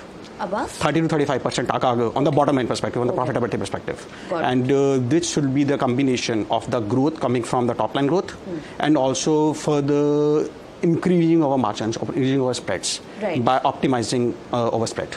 Okay, so secured lending will be your focus. Yes. That will be the main one. Okay, fair enough. So I also have some numbers in front of me that I took from the RHP as well. If you look at the GNPA ratio as of March 31, 2023, yours stands at 2.77%. And when we look at your peers, at least the immediate peers, Ujjivan Small Finance stands at 2.88, Suryodaya stands at 3.13. So relatively, you're in a better position as well. So how do you plan to rather bring this down or rather maintain these levels? Pragati, before I start the answer, I just want to add a couple of things. Firstly, if we talk about our model, we typically follow a practice, or a practice we call it a no write-off policy, or no write-off practice, or no NPA sell-off practice. The number which you have mentioned, or if I talk about the number, FY23 number, that is around 2.8 and 1.4, that is GNP and NP. This is with almost zero write-offs, or with no NPA sell-off. Okay. So the number is typically purely recovery effort based. So we believe, we being a secure lender, the money which is outstanding or money which has become delinquent, or I'll say, is recoverable. It's a timing gap. Since we have a collateral, real asset collateral available in majority or other 85% plus of the asset. So yes, going forward, we will continue our franchise with a similar avatar to have a better quality of the work. Right, that's the management of Capital Small Finance Bank. And on that note, it's time to slip into a short break. But on the other side, we get you the management of Mazagon Dock. Stay tuned in.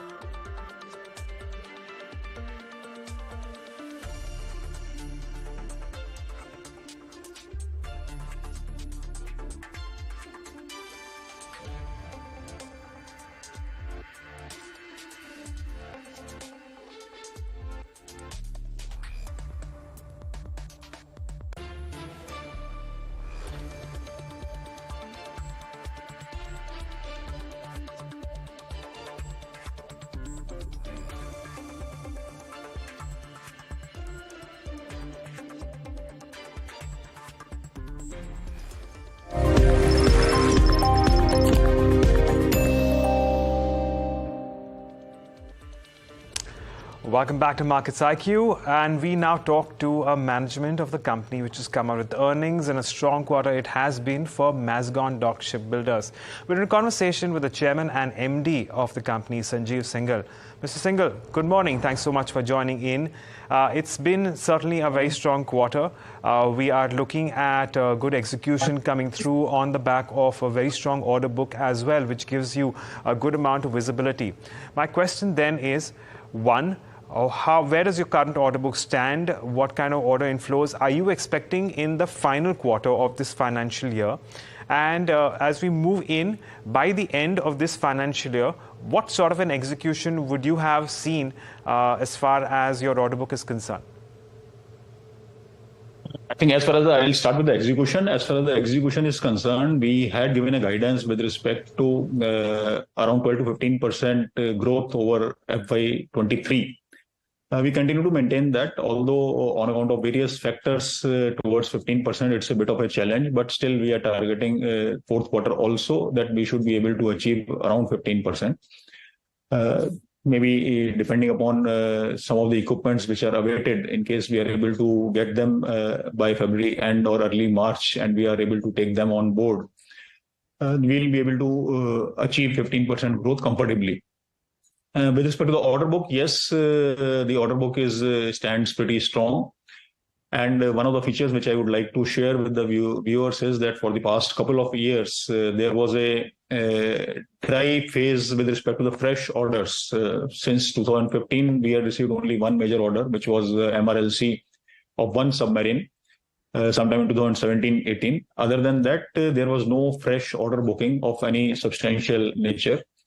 During the current financial year 23-24, we have already booked fresh orders approximately slightly more than 7,000 crores, which include orders from the Indian Coast Guard, which we have not tapped for a very, very long time. This also includes the MRLC from the Indian Navy, MRLC for the second submarine, which we received in the month of June. And this also has one order from ONGC with respect to underwater pipeline replacement. And this also has an export order. So there is a wide variety and a very healthy diversification in various sectors and from various customers. Going ahead, we intend to continue with the similar momentum. Of course, we are also awaiting major orders from the Indian Navy, that is with respect to the additional submarine of the Scorpion class, 3 in numbers, which we expect should be finalized this year itself. And another major order, which is with respect to 6 number of submarines under projects P75I with AIP fitted. These are for which the bids have been submitted last year, August. So this is currently under technical evaluation. So we are hopeful if the things go well, then this may be also finalized in February in financial year 25, or this may spill over to FY26.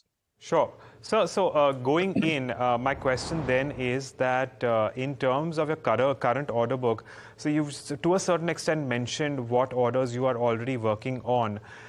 So can you tell us that over the course of the next 2 years, what are the major orders where the bulk of the activity will be in, and what kind of traction when we can expect in terms of revenues once we start, looking at execution? Also, is there a chance that revenue recognition could be lumpy going forward over the course of the next few quarters? As far as the industry is concerned, shipbuilding industry, the revenue recognition is always a concern in the sense that the revenue tends to be a bit lumpy. But considering that we were executing a couple of projects simultaneously, P75 Scorpion submarine, 15 Bravo destroyers, and 17 Alpha frigates. So to an extent, this lumpiness was taken care. However, moving forward, we have only one submarine of P75, which we intend to deliver during this financial year. Majority of the job is completed, so I don't expect a significant revenue booking for the 6th submarine going forward. As far as the 15 Bravo project is concerned, which is 4 number of destroyers, we have already delivered 3 destroyers to the Indian Navy, and the 4th destroyer also we are targeting for delivery this year, sometime in second quarter. So 17 Alpha frigates, the delivery would be starting from this financial year, from FY25, and maybe in second quarter or third quarter we should be delivering the first frigate. And moving ahead, every year we should be delivering 1 frigate. Simultaneously, the execution with respect to the recent orders which have been booked, this execution would also be picking up, although the timelines are beyond FY25, so they will be starting from 26 and beyond. As far as the revenue is concerned, right now I can only say that we look forward to a similar kind of a growth, maybe around 12 to 15% for FY25 also. For 26, it would be a bit too premature and too early to predict any kind of a revenue booking scenario right now. So, do the margin profiles differ from one order to another for the company? I reckon that they would be. Based on that, what can we expect as far as blended margins are concerned? What kind of number, if you could just give us a range, if not an exact number, within which we can in fact expect Mazagon Dock to operate within over the course of the next few quarters?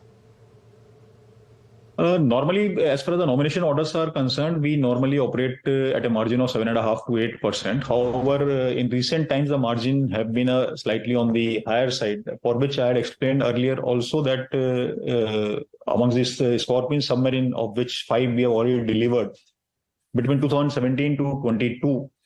All these, as far as the project timelines are concerned, all these were delayed. And whenever there is a delay, the Navy had recovered a penalty in the form of liquidated damages for delay.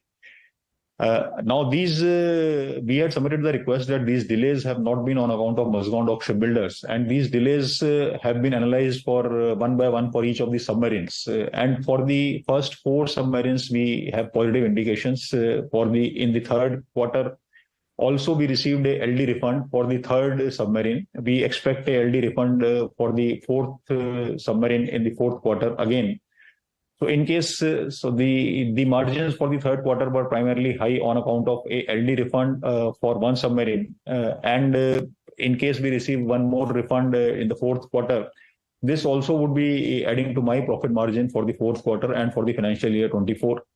In addition, whenever a delivery of platforms of such magnitude, which takes a couple of years or maybe 6, 7, 8 years to complete, in case there is a delay in execution of these platforms, irrespective of whether Mazagon Dock Shipbuilders is responsible or not responsible, in case Mazagon Dock Shipbuilders is not responsible, only benefit we get is the waiver of LD, that a liquidated damages penalty is not levied on Mazagon Dock